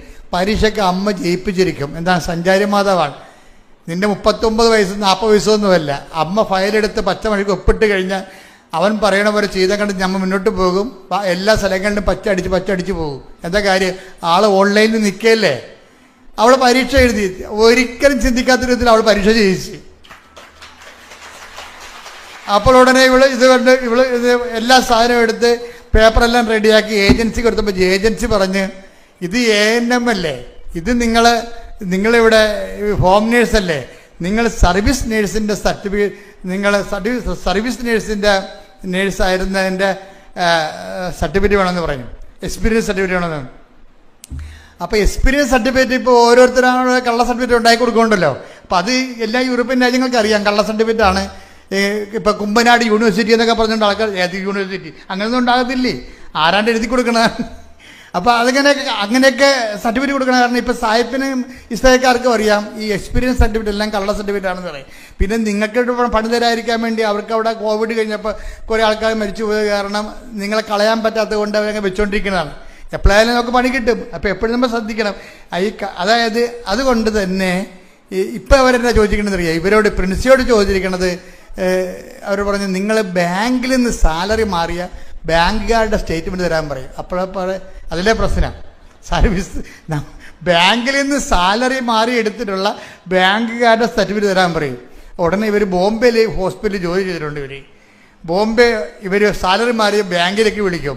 ബാങ്കിലേക്ക് വിളിക്കുമ്പോൾ അങ്ങനെ എന്തോ ഹിന്ദിയൊക്കെ പറഞ്ഞ് സംഭവം എസ് എന്നൊക്കെ പറഞ്ഞ് അത് പുതിയ മാനേജറാണെന്ന് അയാളെ ക്ലോസ് ചെയ്തു. പിന്നെ ഇവർക്ക് ഇപ്പോൾ സാലറി കൊടുത്തില്ല, അയാൾക്ക് എന്താ അതൊന്നും ചെയ്ത് കൊടുക്കത്തില്ല ആരും. അപ്പോഴുടനെ ഇത് പിന്നെ തടസ്സമല്ല വന്നത്. അപ്പോൾ ഉടനെ ഇവൾ വീണ്ടും ഉടമ്പടി സ്ട്രോങ് ആക്കി വെച്ചും ജിൻസിനെ വിളിക്കുമ്പോൾ പറഞ്ഞ് നീ കുഴപ്പമില്ല, നിനക്ക് പരിചയമുള്ള ബാങ്കുകാരെ വിളിക്കാൻ പറയും. അപ്പോൾ പരിചയമുള്ള ബാങ്കുകാർ ഇവളുടെ അക്കൗണ്ട് ബാങ്കുകാരനെ വിളിച്ചും പറയും, സാറേ എനിക്കിങ്ങനെ പ്രശ്നമുണ്ട്, എന്നെ സഹായിക്കണം. സാറാ ബാങ്കിലോട്ട് വിളിക്കാൻ പറയാം, ബോംബെയിലാണ്. സാറാ ബാങ്കിലോട്ട് വിളിച്ച് പറഞ്ഞ് ജിൻസി എൻ്റെ കസ്റ്റമറാണ്, അവരവിടെ സാലറി പേയ്മെൻറ്റ് നടത്തിയിട്ടുള്ളതാണ് നിങ്ങൾ, അതുകൊണ്ട് അതിൻ്റെ ഒരു ബാലൻസ് ഷീറ്റ് ഇങ്ങോട്ട് തരാൻ പറയും. അത് 24 മണിക്കൂറിൽ ആ ബാലൻസ് ഷീറ്റ് കമ്പ്യൂട്ടറിൽ വരും. എന്നിട്ട് കഴിഞ്ഞാൽ അതേ പെട്ടെന്ന സംഭവങ്ങൾ. അതായത് എന്ത് തടസ്സം ഉണ്ടായാലും ഉടമ്പടിയിലാണെങ്കിൽ അമ്മ കുജിക്കണ പച്ച മനുഷ്യരിന് ഒപ്പിട്ടല്ലേ ഇതിങ്ങനെ കയറി പോവും. അതിനുശേഷം അപ്പോൾ ഇതെല്ലാം കൊണ്ടുപോയി ഏജൻസിക്ക് കൊടുക്കും. ഏജൻസി പേപ്പറെല്ലാം പരിശോധിച്ച് നോക്കിയപ്പോഴാണ് പറഞ്ഞ്, മാഡം ഈ സംഭവം നടക്കത്തില്ല കേട്ടാ. എന്താ കാര്യം? നിങ്ങൾക്ക് 39 വയസ്സുണ്ട്. ഈ 39 വയസ്സുള്ള ആൾക്കാരെ നമ്മൾ വിസയ്ക്ക് ന്യൂസിലോട്ട് വെച്ച് കൊടുത്തു കഴിഞ്ഞാൽ ഉള്ള കുഴപ്പമെന്ന് പറയണത് ഇത് പക്ക റിജക്റ്റ്, അപ്പോൾ തന്നെ ഓട്ടോമാറ്റിക് റിജക്റ്റഡ് ആവും. റിജക്റ്റ് ആയത് പ്രശ്നമില്ല, ഞങ്ങളുടെ ഏജൻസിയുടെ സക്സസ് റേറ്റിംഗ് പോകും.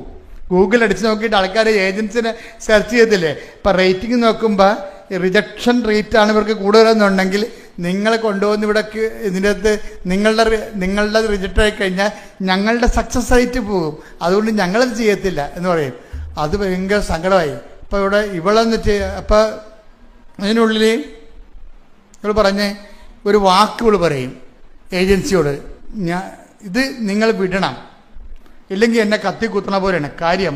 ഇത് വിട്ടാൽ പിറ്റേ ആഴ്ച ഇതിന് 14 ദിവസമൊന്നും വേണ്ട, ഇത് പിറ്റേ ആഴ്ച ഇത് അവർ അംഗീകരിക്കും. എന്താ വെച്ചാൽ ഞാൻ ഉടമ്പടിയിലാണെന്ന് പറയും ഇവൾ. അതാണ് പ്രശ്നം. ഇപ്പോഴാണ് ശരിക്കും പറഞ്ഞാൽ ഈ പ്രിൻസി എന്ന ലേഡി കറക്റ്റ് ദൈവ പൈതലായി കൺവേർട്ട് ചെയ്യണം. എന്താണ് വിശ്വാസത്തിലേക്ക് വരുന്ന കണ്ടില്ലേ, അവർ ഏജൻസിയോട് പറയുന്നത് എന്താണ്, ഇത് വെച്ചാൽ ഞങ്ങളുടെ സക്സസ് റേറ്റ് പോകുമെന്ന് പറയുമ്പോഴാണ് ഏജൻസിയോട് പറയണത് ഇത് വെക്കുക, ഇത് 14 ദിവസം പോലും വേണ്ടി വരത്തില്ല, 6 ദിവസം കൊണ്ട് ശരിയാവും. കാര്യം എന്താണ്, ഞാൻ ഉടമ്പടിയിലാണ്, സഞ്ചാരി മാതാവ് എംബസി ചെല്ലുമെന്ന് പറയും. അപ്പോൾ ഇവരുടെ നിശ്ചയദാർഢ്യം കണ്ടപ്പോൾ അവരെടുത്ത് വെച്ച് അവർ അക്സെപ്റ്റ് ചെയ്തപ്പോൾ എന്നാ പറ്റിയിരിക്കണത്, ഈ 39 വയസ്സുള്ള ആളിന് അവൾ പറഞ്ഞ പോലെ 6-ാം ദിവസം വിസ അടിച്ചു വന്നു. അവരുടെ അകത്ത് വരുന്ന വിഷയം എന്ന് വെച്ച് കഴിഞ്ഞാൽ നമ്മളെ ഞെട്ടിപ്പിക്കുന്ന എന്താണെന്ന് അറിയാമോ, ഇവളുടെ കൂടെ ഇൻ്റർവ്യൂവിന് പോയ ആൾക്കാരുണ്ട്, ഇവളുടെ കൂടെ ടെസ്റ്റ് എഴുതാൻ പോയ ആൾക്കാരുണ്ട്, അവരെല്ലാം നല്ല ഇംഗ്ലീഷ് മീഡിയമാണ്, അവരെല്ലാം ഫ്രഷ് ഹാൻഡ്സാണ്. അതേസമയം തന്നെ അവർക്ക് ആർക്കും വിസ ഇല്ല, ഇവർക്ക് മാത്രമേ വിസയുള്ളൂ. ഈ സാക്ഷ്യം പ്രിൻസി ഇവിടെ പറയുമ്പോൾ എൻ്റെ മനസ്സിൽ വന്നത് എന്താണെന്ന് അറിയാമോ, സിംഹക്കുട്ടികളെ പരിശുദ്ധ പരമദിവ്യകാരുണ്യത്തിന് സങ്കീർത്തനം 34:10 സിംഹക്കുട്ടികൾ പറഞ്ഞേ, സിംഹക്കുട്ടികൾ ഇര കിട്ടാതെ വിശന്ന് വലഞ്ഞേക്കാം. കർത്താവിനെ അന്വേഷിക്കുന്നവർക്ക് ഒന്നിനും കുറവുണ്ടാവുകയില്ല. അപ്പോഴേ കഴിവുള്ളവരും അതുപോലെ തന്നെ മെരിറ്റുള്ള ആൾക്കാർ, അതാണ് സിംഹക്കുട്ടി എന്ന് പറയുന്നത്. സിംഹക്കുട്ടികളുണ്ടാകും, മെരിറ്റുള്ളവരുണ്ടാകും. അവർക്ക് ചിലപ്പോഴേ ഇൻ്റർവ്യൂ പാസ്സാകത്തില്ല, വിസ പാസ്സാകത്തില്ല. പക്ഷേ കർത്താവിനെ അവിടെ കക്ഷിയാക്കുന്നത് എന്താണ്, ഒന്നിനും കുറവുണ്ടാവുകയില്ല. അപ്പം അതാണ് ഉടമ്പടിയുടെ പ്രശ്നം എന്ന് പറയുന്നത്. ഞാൻ എപ്പോഴും ഇവിടെ പറയും, ഇത് നോട്ട് ബൈ മെറിറ്റിലാണ് വർക്ക് ചെയ്യണത്, നിങ്ങളുടെ കഴിവ് കൊണ്ടല്ല, ദൈവത്തിൻ്റെ കൃപ കൊണ്ടാണ്. അതായത് ഒരു വിഷയം എപ്പോഴും നമ്മൾ ശ്രദ്ധിക്കണം. ഒരു വിഷയം എടുത്താൽ, എൻ്റെ മക്കളെ, അതായത് ഒരു വിഷയം എടുത്താൽ പൊങ്ങാത്തതാകുമ്പോൾ അതിൻ്റെ അർത്ഥം എന്താണ്? ഇത് ഉടമ്പടിയുടെ പരിധി വരുന്ന സബ്ജക്റ്റാണെന്നാണ്. സാധാരണ പ്രാർത്ഥന കൊണ്ടത് നടക്കത്തില്ലെന്നതിൻ്റെ അർത്ഥം. എന്താ കാര്യം? അത് എടുത്താൽ നമുക്ക് നമ്മുടെ കഴിവിനും നമ്മുടെ പരിധിക്കപ്പുറത്താണ്. നമ്മുടെ പരിധിക്കപ്പുറത്തേക്കൊരു വിഷയം വന്നാൽ പിന്നെ എന്താണ്? അപ്പം നിങ്ങളോർക്ക് ഞങ്ങൾ ഉടമ്പടിയിലാണല്ലോ അച്ചോ, ഞങ്ങൾ ഉടമ്പടി എടുത്തിട്ട് കാര്യമില്ല. ഉടമ്പടിയിൽ നിങ്ങൾ ആക്ടിവേറ്റ് ചെയ്യണം. അത് ദൈവത്തിന് എന്താ പ്രശ്നം വെച്ച് കഴിഞ്ഞാൽ, നമ്മൾ ഉടമ്പടി എടുക്കുന്നതും ദൈവം അത് ഏറ്റെടുക്കുന്നതും തമ്മിൽ വ്യത്യാസമുണ്ട്. നിങ്ങളെപ്പോഴും പരാജയപ്പെടുന്നത് ഉടമ്പടി എടുക്കും നിങ്ങൾ, പക്ഷെ ദൈവം അത് ഏറ്റെടുക്കത്തില്ല. അവിടെയാണ് ഈ തകരാറ് വരണത്. ഏറ്റെടുക്കണമെങ്കിൽ നിങ്ങളുടെ സത്യസന്ധത നിങ്ങൾ തെളിയിക്കണം. പറഞ്ഞ മനസ്സിലായില്ലേ? ഉടമ്പടി എടുക്കണതും ഉടമ്പടി ദൈവം അത് ഏറ്റെടുക്കണതും തമ്മിൽ രണ്ട് സബ്ജക്റ്റാണ്. നമ്മുടെ ഏറ്റവും റിസ്ക് എന്ന് പറഞ്ഞാൽ ഉടമ്പടി എടുക്കണമല്ല. ഉടമ്പടി എടുക്കണമെങ്കിൽ ആലപ്പുഴ വന്ന് 4 മണിക്കൂർ ചെലവഴിക്കണമെന്നേ ഉള്ളൂ. ഇത് തന്നെ ഇത്രയും കോംപ്ലിക്കേറ്റഡ് വെച്ചിരിക്കുകയാണ്. എന്താ കാര്യം? വയ്യാവേലികളും വഴിയെ പോണവരും വന്ന് ഉടമ്പടി എടുക്കാതിരിക്കാൻ വേണ്ടിയാണ്. വയ്യാവേലികളും വഴിയെ പോണവരും വന്ന് ഉടമ്പടി എടുക്കാതിരിക്കാൻ വേണ്ടിയാണ് ഉടമ്പടി മാക്സിമം കോംപ്ലിക്കേറ്റ് ആക്കി വെച്ചിരിക്കുന്നതാണ്. ഞങ്ങൾക്ക് വേണമെങ്കിൽ ഒരു ആംഗിൾ കൊണ്ടോ അല്ലെങ്കിൽ ഇതിൻ്റെ ഹോംവർക്ക് എല്ലാം കുറച്ച് തരാൻ പറ്റും. ഇത് കൂട്ടുക എന്നല്ല, ഹോംവർക്ക് കുറയ്ക്കുകയില്ല. കാര്യം വെച്ചാൽ ഹോംവർക്ക് വൃത്തിമേനായിട്ട് ചെയ്യണ ആൾക്കാർ ദൈവസ്നേഹം ഉള്ളവർക്ക് അത് ചെയ്യാൻ പറ്റത്തുള്ളൂ. ദൈവത്തിലെ വിശ്വാസമുള്ളവർക്ക് ചെയ്യാൻ പറ്റത്തുള്ളൂ. വസ്തുവിശ്വാസം, വിഷയവിശ്വാസം നിങ്ങൾക്കുള്ളത്, നിങ്ങൾക്ക് പലർക്കും ഉള്ളത് നിങ്ങളുടെ വിഷയത്തെക്കുറിച്ചാണ് നിങ്ങൾക്ക് ആവലാതി ഉള്ളത്, ദൈവത്തെക്കുറിച്ചല്ല. ഞങ്ങളൊക്കെ ഇവിടെ ഈ ഉടുപ്പ് വിട്ട് നിൽക്കുന്നതും നിങ്ങളൊക്കെ എല്ലാം ഇവിടെ വന്നിരിക്കുന്നതിൻ്റെ പിന്നിലെ ഒരു ജന്മമുണ്ട്. എന്താ? ദൈവത്തെക്കുറിച്ച് മാത്രം ചിന്തിച്ച് ദൈവത്തിന് അറിയാത്തത് അറിയിക്കണം, അറിഞ്ഞവരെ ആഴപ്പെടുത്തണമെന്നും പറഞ്ഞ് ജീവിച്ചു കൂട്ടിയ ഒരു ജീവിതമുണ്ട്. അതാണ് ഇതിൻ്റെ ബേസ് എന്ന് പറയണത്. ദൈവത്തിൻ്റെ മുമ്പിൽ നമ്മൾ ആ റെക്ടിഫൈ ചെയ്യണം, ക്ലാരിഫൈ ചെയ്യണം. എന്താ കാര്യം? ഞാൻ ജീവിക്കണത് അങ്ങയ്ക്ക് വേണ്ടിയാണെന്ന് ദൈവത്തിന് തോന്നണം. അപ്പോൾ ദൈവം ഉടമ്പടി നിങ്ങൾ എടുക്കണതും അത് ദൈവം അത് ഏറ്റെടുക്കണതും രണ്ട് സബ്ജക്റ്റാണ്. നമ്മുടെ മുമ്പിലുള്ള ഏറ്റവും വലിയ റിസ്ക് എന്താണ്? നിങ്ങളുടെ ഉടമ്പടി, നിങ്ങൾ എടുത്ത ഉടമ്പടി ദൈവത്തെ കൊണ്ട് ഏറ്റെടുപ്പിക്കുന്നതാണ്. എങ്ങനെയാണ് ദൈവത്തെ കൊണ്ട് ഏറ്റെടുപ്പിക്കണത്? ഉടമ്പടി വിഷയങ്ങളെല്ലാം ചെയ്യണത് പക്കാ ദൈവവിശ്വാസത്തോടുകൂടിയാണോ? പക്കാ ദൈവസ്നേഹത്തോടുകൂടിയാണോ? ഉടമ്പടി കാലം കഴിഞ്ഞ് നിങ്ങൾ ദൈവത്തിൻ്റെ മുമ്പിൽ ദൈവ പൈതലിനെ പോലെ ജീവിക്കുമോ? ഇതെല്ലാം ദൈവം ഇങ്ങനെ ചോദിച്ചുകൊണ്ടേയിരിക്കും. ഉടമ്പടി കാലം കഴിഞ്ഞ് നിങ്ങളുടെ അവസ്ഥയെക്കുറിച്ചാണ് നിങ്ങളെപ്പോഴും അഡ്രസ്സ് ചെയ്യേണ്ടത്. ഉടമ്പടി കാലത്ത് ചിലപ്പോൾ നിങ്ങൾ ഇതെല്ലാം പാലിക്കുമായിരിക്കും. അത് അങ്ങനെ പാലിക്കുന്നതിന് കുഴപ്പമൊന്നുമില്ല. കേവല വിശ്വാസമുള്ളവർക്കെല്ലാം പാലിക്കാൻ പറ്റും. ഉടമ്പടിക്കാലം ആ 90 ദിവസം കഴിഞ്ഞ് ചില ആൾക്കാരെ പുതുക്കും, ചില ആൾക്കാരെ പുതുക്കത്തില്ല. ചില ആൾക്കാർ പുതുക്കിയില്ലെങ്കിലും പുതുക്കിയ പോലെ ജീവിക്കും. ചില ആൾക്കാർ പുതുക്കിയാലും പുതുക്കാത്ത പോലെ ജീവിക്കും. അവർ ഉടമ്പടി പുതുക്കും. ഇവിടെ വന്ന് അവിടെയും ക്ലാസ് കേട്ട് ഇവിടെയും ക്ലാസ് കേട്ട് ഇവിടെ ഒപ്പം എടുത്ത് കൗൺസിലർ ചോദിക്കുമ്പോൾ യെസ് ഇടവകെ പ്രവർത്തിക്കുന്നുണ്ട്, യെസ് ഉപവസിക്കുന്നുണ്ട്, യെസ് അതുപോലെ തന്നെ പ്രാർത്ഥിക്കുന്നുണ്ട്, യെസ് എല്ലാത്തിനും തലകുരിക്കും. ഒരു കുന്തവും ചെയ്യത്തില്ലെന്നറിയാം. നിങ്ങൾ ഉടമ്പടി ലക്ഷ്യം ദൈവമായിരിക്കണം, ദൈവത്തോടുള്ള സ്നേഹമായിരിക്കണം നിങ്ങൾ ഉടമ്പടി ജീവിക്കാനുള്ള കാരണം. കഴിഞ്ഞ ദിവസങ്ങളിൽ ഒരു പട്ടാളക്കാരൻ വന്ന് ഉടമ്പടി എടുത്ത് എനിക്കത് ഇഷ്ടപ്പെട്ട സാക്ഷി കേട്ടോ. അതുകൊണ്ട് ഞാൻ ഇതൊക്കെ ഇതെടുത്ത് ആ പട്ടാളക്കാരൻ്റെ സാക്ഷി എടുക്കാൻ കാര്യം അതാണ്. അതായത് പട്ടാളക്കാരൻ്റെ പേര് ഷിബിൻ ആൻ്റണി. നിങ്ങൾ വയനാടുകാരാണ് പട്ടാളം. അതായത് ഈ ഇടുക്കിക്കാരനാണ് ഷിബിൻ ആൻ്റണി, ചെറുപ്പക്കാരനാണ്. അപ്പം ഷിബിൻ ആൻ്റണിയുടെ ഉടമ്പടി കണ്ടന്റിലെ ഭയങ്കര റിച്ച് കണ്ടന്റാണ്. അതിൻ്റെ ഉള്ളടക്കങ്ങളെ ഭയങ്കര ധന്യമാണ്. എന്ന് വെച്ച് കഴിഞ്ഞാൽ എന്താ പ്രശ്നം വെച്ചാൽ ഷിബിൻ ആൻ്റണിയുടെ പ്രശ്നം നമുക്കറിയാം. നമുക്ക് ഷിബിൻ ആൻ്റണി പട്ടാളക്കാരനാണെങ്കിൽ 26 ലക്ഷം രൂപയുടെ കടമുണ്ട്. ആ കടം വീട് സ്ഥലത്തിനും വേണ്ടിയാണ് ബാങ്കിൽ വെച്ചിരിക്കുന്നത്. വീട് സ്ഥലമാണ് ബാങ്കിൽ വെച്ചിരിക്കുന്നത്. അപ്പോൾ ആ സ്ഥലം വെച്ചിരിക്കണമെന്നുണ്ടെങ്കിലും ആ സ്ഥലം ഇപ്പോൾ ജപ്തിയാകാൻ പോവുകയാണ്. വീടല്ല, സ്ഥലം ബാങ്കിൽ വെച്ച് എടുത്തിരിക്കണമെങ്കിലും ബാങ്കിൽ 26 ലക്ഷം രൂപ കടമായി. പക്ഷേ ബാങ്കുകാരന് എങ്ങനെ ഇന്ന് ലോണ് കൊടുത്തെന്ന് നമുക്കറിയാൻ പാടില്ല. വീടുണ്ടായി കൊണ്ട് കൊടുത്താലും നമുക്ക് കുറേ ചോദ്യങ്ങൾ ഇനി അതിൻ്റെ അകത്ത് ഉണ്ടെങ്കിലും എനിക്ക് മനസ്സിലായത് ഞാൻ പറയുകയാണ്. ഇങ്ങനെ 26 ലക്ഷം രൂപ കടം വന്നത് എങ്ങനെയാണ്? ഇയാളുടെ അമ്മയ്ക്ക് 2 ഓപ്പറേഷൻ വന്ന്. നമ്മുടെ ജീവിതത്തിൽ സംഭവിക്കാവുന്നതാണ്.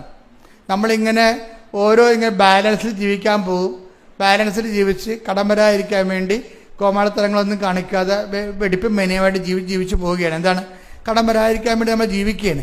പക്ഷേ എന്നാലും നമുക്ക് കടം വരുന്നുണ്ടാവും. കാര്യം രോഗങ്ങളൊക്കെ വന്നു കഴിഞ്ഞാൽ നമ്മൾ എന്ത് ചെയ്യും? ഓപ്പറേഷനൊക്കെ വന്നാൽ നമ്മൾ എന്ത് ചെയ്യും? അപ്പോൾ നമ്മൾ ബാങ്കിൽ നിന്ന് ലോൺ എടുക്കേണ്ടി വരും നമുക്ക്. ഇപ്പോൾ ഈ പട്ടാളക്കാരന് അമ്മയ്ക്ക് 2 മേജർ ഓപ്പറേഷൻ വന്ന്. മേജർ ഓപ്പറേഷൻ വന്നപ്പോൾ തന്നെ നല്ല കടമായി. അതിൻ്റെ പലിശയപ്പോൾ 24 ലക്ഷം രൂപ കടമായി. 24 ലക്ഷം രൂപ കടമായെങ്കിലും വീട് അല്ല ആ പറമ്പ് ജപ്റ്റാകാൻ പോവുകയാണ്. പക്ഷെ ഒരു പ്രശ്നം എന്ന് വെച്ച് കഴിഞ്ഞാൽ അതൊക്കെ മുമ്പ് അത് വിറ്റ് മാറ്റിയ ഇയാൾ രക്ഷപ്പെടും. പക്ഷേ വിൽക്കാൻ പറ്റത്തില്ല. അതാണ് ആ മനുഷ്യൻ്റെ അവസ്ഥ. വിൽക്കാൻ പറ്റത്തില്ല. വിൽക്കാൻ പറ്റാത്ത എന്താണ്? ഈ ഷിബിൻ ആൻ്റണിയുടെ പറമ്പ് വിൽക്കാൻ പറ്റണില്ല. കാര്യം വഴിയില്ല. അതായത് വഴിയില്ലാത്ത പറമ്പ് വിൽക്കാൻ പറ്റത്തില്ലല്ലോ. അപ്പം അങ്ങനെ ഒരു കുഴപ്പത്തിൽ ചാടിക്കും. ഈ ഷിബിൻ പറയണത്, ഞാൻ പട്ടാളത്തിൽ പോയതിന് എല്ലാ കൊല്ലം ലീവിന് വരുമ്പോഴൊക്കെ അടുത്ത പറമ്പുകാരൻ്റെ വീട്ടിൽ പോയിട്ട് പട്ടാങ്ങിയായിട്ട്, ഈ പട്ടാളക്കാരനാണെങ്കിൽ നീ ജീവിക്കണ്ടേ, അയാൾ പട്ടാങ്ങിയാണ്, ചേട്ടാ എനിക്കൊരു വഴി തരുമോ ചേട്ടാ, വഴി തന്നാൽ എൻ്റെ അമ്മയുടെ ഓപ്പറേഷൻ്റെ കടങ്ങളെല്ലാം പരിഹരിക്കും, അമ്മയുടെ ഓപ്പറേഷൻ്റെ കടമെല്ലാം പരിഹരിച്ചാൽ എനിക്കൊന്ന് തലയുയർത്ത് നിൽക്കാൻ പറ്റും, എനിക്കൊരു ആ സ്ഥലം വിൽക്കാൻ പറ്റുമെന്ന് പറയും. അപ്പോൾ എത്രയോ വർഷം, 10-16 വർഷമായി ഈ മനുഷ്യൻ്റെ വീട്ടിൽ പോണത്. വഴി ചോദിച്ച് അയാൾ കൊടുക്കത്തില്ല. പരസ്യകേരി കടം മൂക്ക് മുട്ടയായി. കടം ജീവിക്കാൻ പറ്റാത്ത അവസ്ഥയായി. സമാധാനം ഇല്ല. അപ്പനിപ്പം ജീവിച്ചിരിപ്പുണ്ട്, അമ്മയും ജീവിച്ചിരിപ്പുണ്ട്, പക്ഷെ സമാധാനമില്ല. കിട്ടുന്ന ശമ്പളം കൊണ്ട് പരസ്യപോലും അടക്കാൻ പറ്റാത്തത് കൊണ്ടാണല്ല ബാങ്കിലെ കടം ഇങ്ങനെ കയറിപ്പോയത്. വല്ലാത്ത രീതിയിൽ തകർന്നിരിക്കുകയാണ്. ജോലിയെ കൊണ്ടൊരു കാര്യമില്ല, ജീവിതമില്ല. ജോലിയുണ്ട്, ജീവിതമില്ല, അങ്ങനെയുള്ള അവസ്ഥയാണ്. അപ്പോഴാണ് ഈ മനുഷ്യൻ്റെ വീട്ടിൽ ആരോ, അതാണ് നിങ്ങൾ പറയണതേ, നിങ്ങൾ ഇന്ന് വരെ അച്ഛൻ്റെ ധ്യാനം കൂടാത്ത ആൾക്കാരുണ്ട്. ഇന്ന് വരെ ഇവിടുന്ന് ഉടമ്പടി എടുത്തു പോകും, ഒരിക്കൽ പോലും ഒരു യൂട്യൂബിൽ നിന്ന് ഷെയർ ചെയ്ത് കൊടുക്കത്തില്ല, സാക്ഷ്യം ഒന്ന് ഷെയർ ചെയ്ത് കൊടുക്കത്തില്ല, ഈ ചൊവ്വാഴ്ച ധ്യാനം ഒന്ന് കൂടത്തില്ല. ഒരു പരിപാടിയില്ല. വെറുതെ ആകപ്പാടെ അറിയാവുന്നത് തിരി തപ്പിയെടുത്ത് പോയി കത്തിക്കണ കാണാം. അതുതന്നെ എന്തൊരു കഷ്ടമാണെന്നറിയാവോ.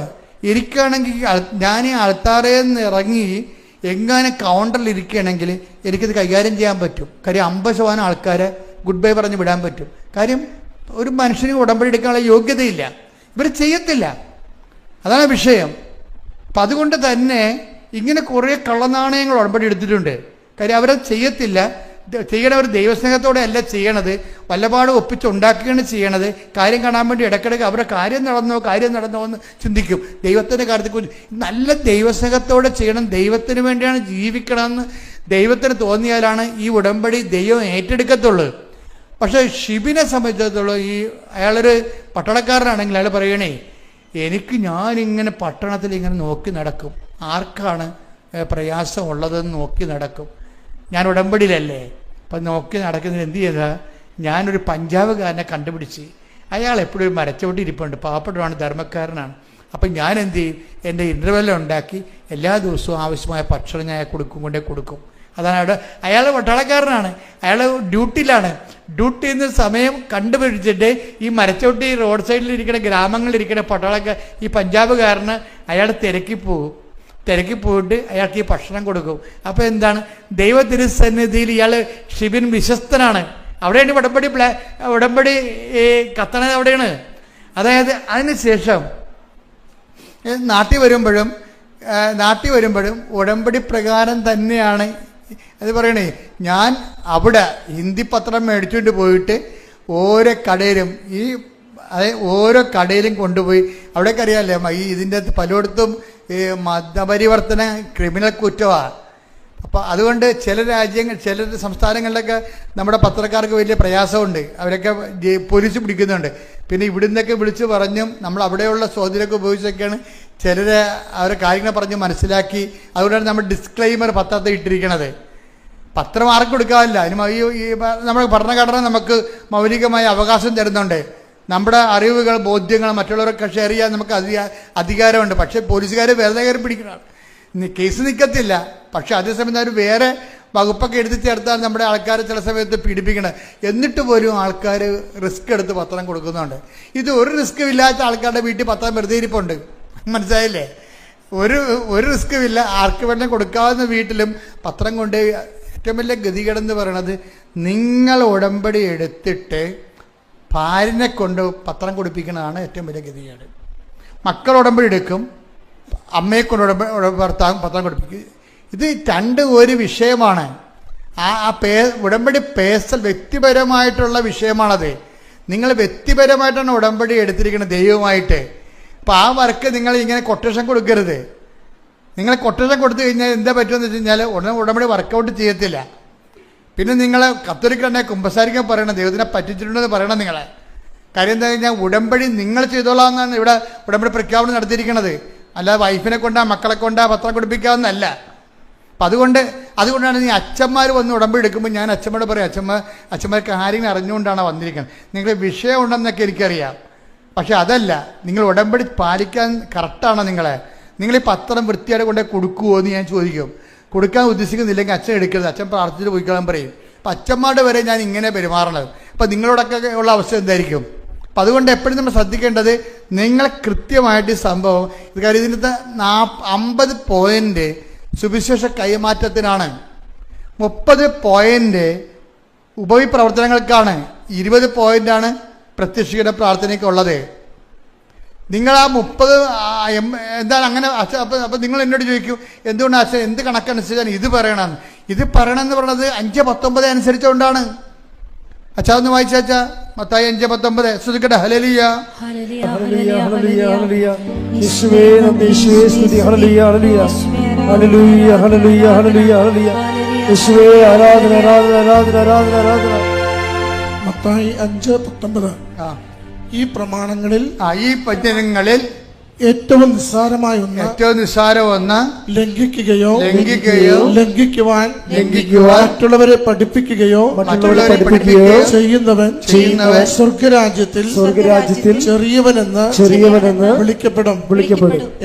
എന്നാൽ അതനുസരിക്കുകയും പഠിപ്പിക്കുകയും ചെയ്യുന്നവൻ സ്വർഗരാജ്യത്തിൽ വലിയവനെന്ന് വിളിക്കപ്പെടും. അപ്പൊ സ്വർഗരാജ്യത്തിൽ വലിയവനെന്ന് വിളിക്കപ്പെടുമെന്ന് പറയുമ്പോൾ അവൻ്റെ കൃപ ആർജിക്കുന്ന അനുസരിച്ചാണ് ദൈവരാജ്യത്തിലെ വലിപ്പച്ചെറുപ്പം വരണത്. അപ്പോൾ അതെങ്ങനെയാണ്? ഈ വചനം പാലിക്കാൻ മറ്റുള്ളവരെ പഠിപ്പിക്കുകയും ചെയ്യണം. അല്ലാതെ നിങ്ങൾ ഉടമ്പടി എടുത്തിട്ട് ഭാര്യനെ കൊണ്ട് പഠിപ്പിച്ചിട്ട് കാര്യമില്ല. അത് വളരെ സീരിയസ് വിഷയമാണത്. അപ്പോൾ അത് അങ്ങനെ ആവതില്ലാത്തവർ ഈ പണിക്ക് നിൽക്കരുത്. കാര്യം ഇത് വളരെ സീരിയസ് വിഷയമാണ്.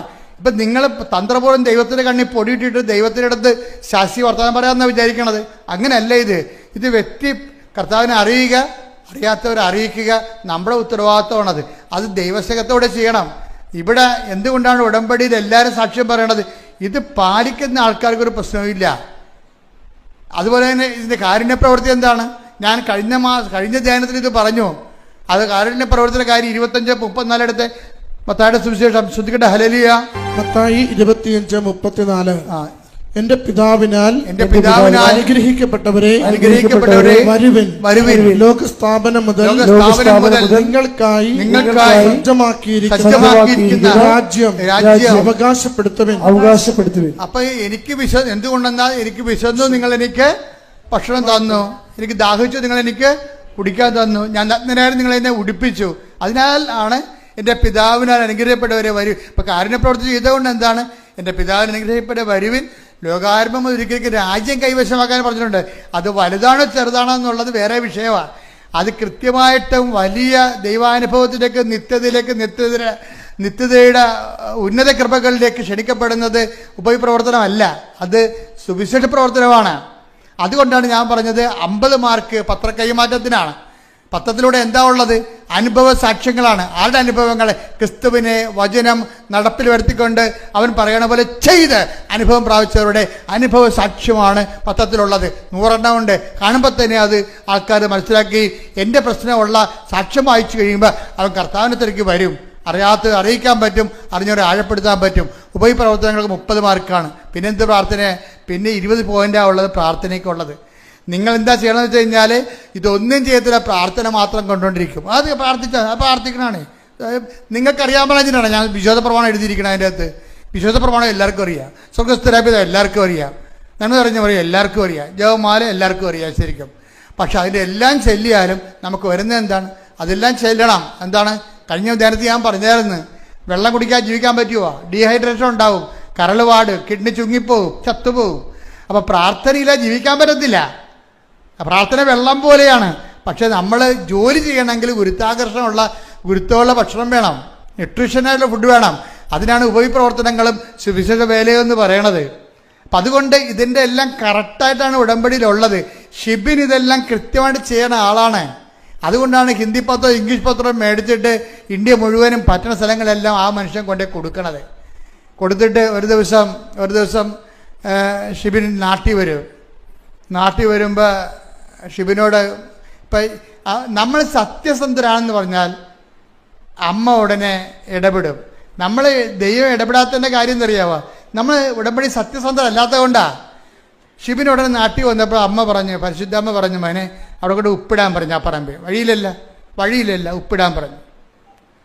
അവൻ അവിടെ കൊണ്ട് വിശ്വാസപ്രമാണം ചൊല്ലി ആ വഴിയില്ലാത്ത സ്ഥലത്ത് കൊണ്ടുപോയി ഉപ്പിട്ട് വെച്ച് പിറ്റേ ദിവസം 20 കൊല്ലമായി ആ വീട്ടിൽ കയറി ഇറങ്ങണത്.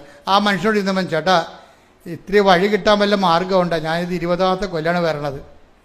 അപ്പോൾ ഉടനെ ചേട്ടൻ പറഞ്ഞ്, ഞാൻ പണി ചെയ്യാം, നിനക്ക് വഴി തരാം. പക്ഷെ അതെങ്ങനെ തരും? സൈഡിൽ കൂടി തരാം. അത് തോടാണത്, അതിന് നികർത്തിയെടുത്തോളാൻ പറഞ്ഞു. അപ്പോൾ വഴി കിട്ടുമെന്നായി. പക്ഷെ എന്താണ്? നികർത്തിയെടുക്കുക. അപ്പം നികർത്തിയെടുക്കുമ്പോൾ എത്രയാവും? 26 ലക്ഷം രൂപയാവും. തോട് നികർത്തണ്ടേ? അപ്പോൾ 24 ലക്ഷം രൂപ കടമുണ്ട്. പറമ്പ് വിറ്റത്തിൽ 15 കൂടെ കിട്ടുമായിരിക്കും. പക്ഷെ എന്നാലും അത് വലിയ പാടാണ്, ഒന്നും മിച്ചമുണ്ടാകത്തില്ല കയ്യിൽ. അപ്പോൾ ഉടനെ എന്നാലും നാളെ അത് നികർത്താവുന്ന രീതിയിൽ തന്നെ ഇവൻ തീരുമാനിച്ചു. അപ്പം നികർത്തത് എവിടെ തൊട്ട് എവിടം വരെയാണ് നികർത്തേണ്ടതെന്ന് കാണിക്കാൻ വേണ്ടി പിറ്റേ ദിവസം ഈ ലാൻഡ് ഓണർ വരും. ലാൻഡ് ഓണർ വരുമ്പോൾ ലാൻഡ് ഓണർ നികർത്തണ സ്ഥലത്ത് വന്ന് നിന്നേച്ചും തിരിഞ്ഞു നടന്ന് പോകും. അപ്പോൾ ഷിബിം ഈ പട്ടാളക്കാരൻ വിളിക്കും, ചേട്ടാ ഇവിടെ അല്ലേ ഇന്നലെ വഴി തരാമെന്ന് പറഞ്ഞത്, ഇനി ഇയാൾ ഇതിലൊന്ന് ഐഡിയ മാറിയാന്നറിയാൻ വേണ്ടി പുള്ളി ആശങ്കയോടെ വിളിക്കും, ചേട്ടാ ഇവിടെയാണല്ലോ പറഞ്ഞത് എന്ന് പറഞ്ഞ് വെച്ചും ഈ പട്ടാളക്കാർ ഈ ലാൻഡ് ഓണർ ജോലി ആ പറമ്പിൻ്റെ ഉടമസ്ഥൻ അറിയാതെ ഇവൻ ഉപ്പിട്ട സ്ഥലത്ത് പോയി നിൽക്കും. എന്നിട്ട് പറയും, നിനക്കിവിടുന്ന് വഴി തരാമെന്ന് പറയും. ഇതാണ് കൃപാസനം മാതാവെന്ന് പറയണത്. ഷിബിൻ എവിടെയാണ് കൊണ്ട് ഉപ്പിട്ടത് അവിടെ കൊണ്ടുവന്ന് മാതാവ് ഈ ലാൻഡ് ഓണറിനെ കൊണ്ട് നിർത്തിയിട്ട് അവിടുന്ന് വഴിയാളന്ന് കൊടുക്കും. ഇപ്പോൾ നിങ്ങൾക്ക് മനസ്സിലായില്ലേ? 20 കൊല്ലമായി നടക്കുന്നത്. ഇത് നോട്ട് ബൈ മെറിറ്റ് വർക്ക് ചെയ്യണത്. ഇവൻ ഉടമ്പടി സത്യസന്ധനാണ്. അവൻ്റെ ഉടമ്പടി അമ്മ ഏറ്റെടുത്തിരിക്കുകയാണ്. ഉടമ്പടി എടുത്തിട്ട് കാര്യമില്ല, അമ്മ അത് ഏറ്റെടുക്കണം. അമ്മയ്ക്ക് തോന്നണം നിങ്ങൾ ചെയ്തിരിക്കുന്ന കാര്യങ്ങൾ ദൈവത്തിന് വേണ്ടിയാണ്, സത്യസന്ധമാണെന്ന്. അങ്ങനെ ഒരു നിമിഷം ദൈവത്തെ കൊണ്ട് തോന്നിപ്പിക്കാൻ ഇടയായ പിന്നെ നിങ്ങൾക്ക് തിരിഞ്ഞു നോക്കേണ്ടി വരത്തില്ല. ശ്രുതിക്കട്ടെ ഹല്ലേലൂയ.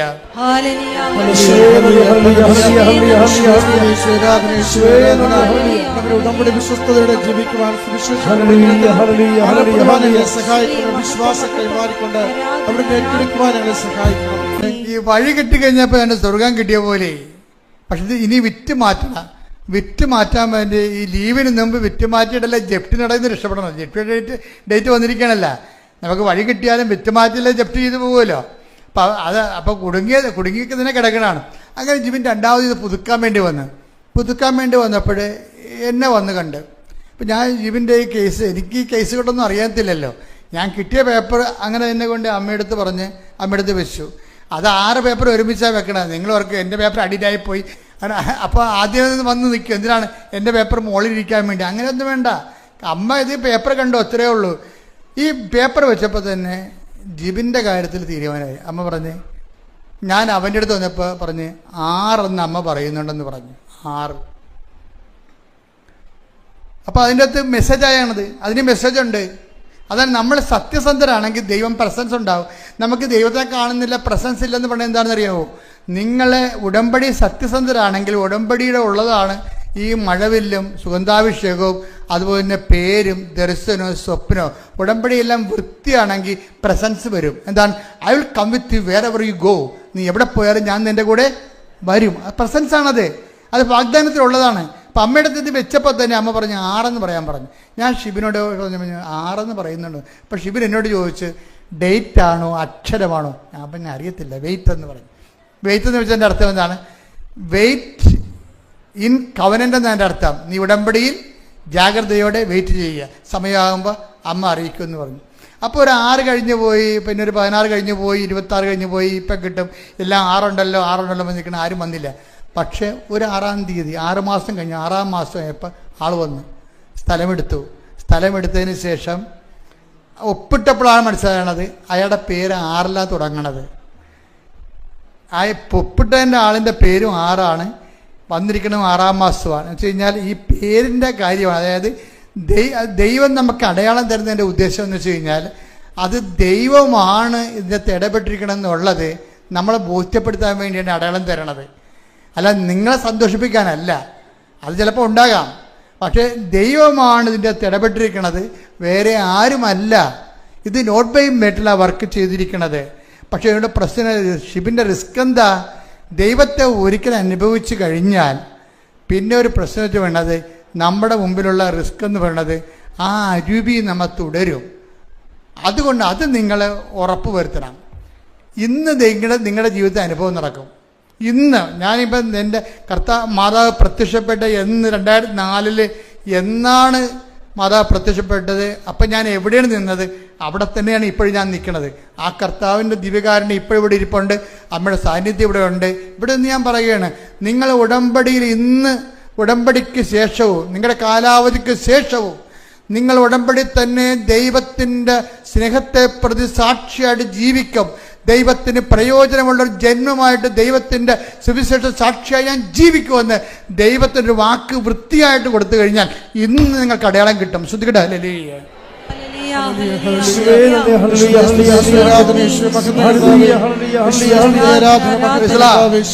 ഉടമ്പടി എടുക്കുന്നതിനേക്കാൾ പ്രശ്നമാണ് ഉടമ്പടി ദൈവത്തെ കൊണ്ട് ഏറ്റെടുപ്പിക്കണത്. ഏറ്റെടുപ്പിക്കാനുള്ളൊരു മാർഗം ഇതാണ് ഇപ്പം പറയണത്. എന്താ കാര്യം? നിങ്ങൾ ഉടമ്പടി ജീവിക്കുമെന്ന് ദൈവത്തിനൊരു വൃത്തിയുള്ള വാക്ക് കൊടുക്കണം. ഉടമ്പടിക്കാലം കഴിഞ്ഞാലും ഞാൻ വിശുദ്ധിയോടും സുവിശേഷ സാക്ഷിയായിട്ട് ജീവിക്കും. അത് സത്യസന്ധമാണെങ്കിൽ ഇന്ന് അടയാളം നടക്കും. കാര്യം ഉടമ്പടി കർത്താവിൻ്റെ വാക്ക് കർത്താവ് ആ വാക്കിൽ നിന്ന് മാറ്റത്തില്ല. കാര്യം എന്താ വെച്ചാൽ നിങ്ങൾ അവിശ്വസ്തരായിരുന്നാൽ പോലും ഞാൻ വിശ്വസ്തനാകുമെന്ന് പറയുമ്പോഴേ ആ വിശ്വസ്തത നമുക്ക് അനുഭവവേദ്യമാകണം. അനുഭവവേദ്യമാകണത് വേറെ ഒരു വിഷയമായതുകൊണ്ടാണ് ഞാൻ ഇങ്ങനെ നിങ്ങളോട് പറഞ്ഞത്. കാര്യം എന്താണ്? നിങ്ങൾ ചെയ്യുന്ന കാര്യം ദൈവത്തെ കൊണ്ട് ഏറ്റെടുപ്പിക്കാൻ എന്ത് ചെയ്യണം? ഞാൻ എക്കാലവും ദൈവത്തിന് 90 ദിവസമല്ല പ്രായം, അവൻ നിത്യത വരെ. അപ്പം നിങ്ങൾ എൻ്റെ കർത്താവ് നീ എന്നെ സഹായിക്കണം. എനിക്ക് ജീവിതകാലം മുഴുവൻ ഉടമ്പടി ജീവിക്കാൻ ആഗ്രഹമുണ്ട്. അതിനിവിടെ ആലപ്പുഴ വരണമെന്ന് നിർബന്ധമുണ്ടോ? ഒരു നിർബന്ധവും ഇല്ല. ജീവിതകാലം മുഴുവൻ ആലപ്പുഴ വരണമെന്ന പേപ്പർ വായിക്കണമെന്ന ക്യൂ നിൽക്കണമെന്ന ഒന്നും നിർബന്ധമില്ല. നിങ്ങൾ ദൈവത്തിൽ എന്താ പറയേണ്ടത്? ഞങ്ങൾ ആലപ്പുഴയായാലും അയർലൻഡിലായാലും ഞങ്ങൾ ദൈവതിരുസന്നിധിയിൽ വിശുദ്ധിയോടെ സുവിശേഷത്തിൻ്റെ സാക്ഷിയായിട്ട് ഉടമ്പടി ഇതുപോലെ തുടർന്ന് ജീവിക്കും. ശ്രദ്ധിക്കട്ടെ. ഹല്ലേലൂയ.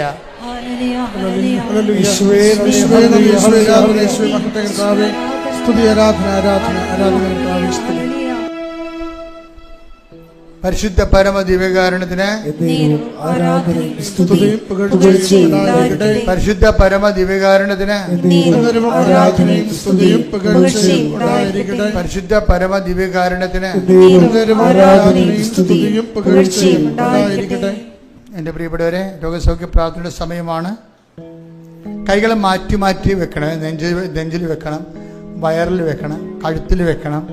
എവിടെയൊക്കെ ഇപ്പോൾ സ്പോണ്ടിലോസിസ് അസുഖമുള്ളൊരു പിൻകഴുത്തിൽ വെക്കണം, തൈറോയിഡിൻ്റെ അസുഖമുള്ള കഴുത്തിൽ വെക്കണം, ശിരസ് മൊത്തം വേദനയും ബ്ലോക്കും ഉള്ളവർ ശിരസിൽ വെക്കണം, നെഞ്ചുവേദനക്കാർ ഹാർട്ടിന് ബ്ലോക്കുള്ള ഹാർട്ടിൽ വെക്കണം, കരളുകാരനുള്ളവർ നെഞ്ചിനെ കൊണ്ട് താഴെ വെക്കണം, ഉദരരോഗികൾ വയറിൽ വെക്കണം, അതിന് കുഞ്ഞുങ്ങളില്ലാത്തവർ അടിവയറ്റിൽ വെക്കണം. അതുപോലെ എവിടെയാണ് രോഗം അവിടെയാണ് കൈവച്ച് മാറ്റി മാറ്റി വെക്കേണ്ടത്. അത് മാതാവിൻ്റെ മധ്യസ്ഥയിലാണ് ഞാൻ വെക്കുന്നത്, ഈശോൻ്റെ നാമത്തിലാണെന്ന് ഓർത്താൽ മതി. ഒന്ന് പറഞ്ഞ്, ഞാൻ കൈകൾ എൻ്റെ ശരീരത്തിൽ വെക്കുന്നു, അതെൻ്റെ അമ്മയുടെ മധ്യസ്ഥയിലാണ്, അതെൻ്റെ ഈശോന്റെ നാമത്തിലാണ്. ഇനി നിങ്ങൾക്ക് രോഗം ഇല്ലെന്ന് വിചാരിച്ചോ, നിങ്ങളുടെ ബന്ധുക്കൾക്കോ വീട്ടുകാർക്കോ ആർക്ക്, നിങ്ങളുടെ സുഹൃത്തുക്കൾക്കോ ആർക്ക് രോഗം ഉണ്ടായാലും അവർ നിങ്ങളുടെ ജാമ്യം, ഇപ്പം ജിൻസി അല്ലേ, ജിൻസിയുടെ ജാമ്യത്തിലല്ലേ പ്രിൻസിക്ക് അനുഗ്രഹം കിട്ടിയത്. അപ്പം തീർച്ചയായിട്ടും അത് ട്രാൻസ്ഫറബിൾ ആണ്.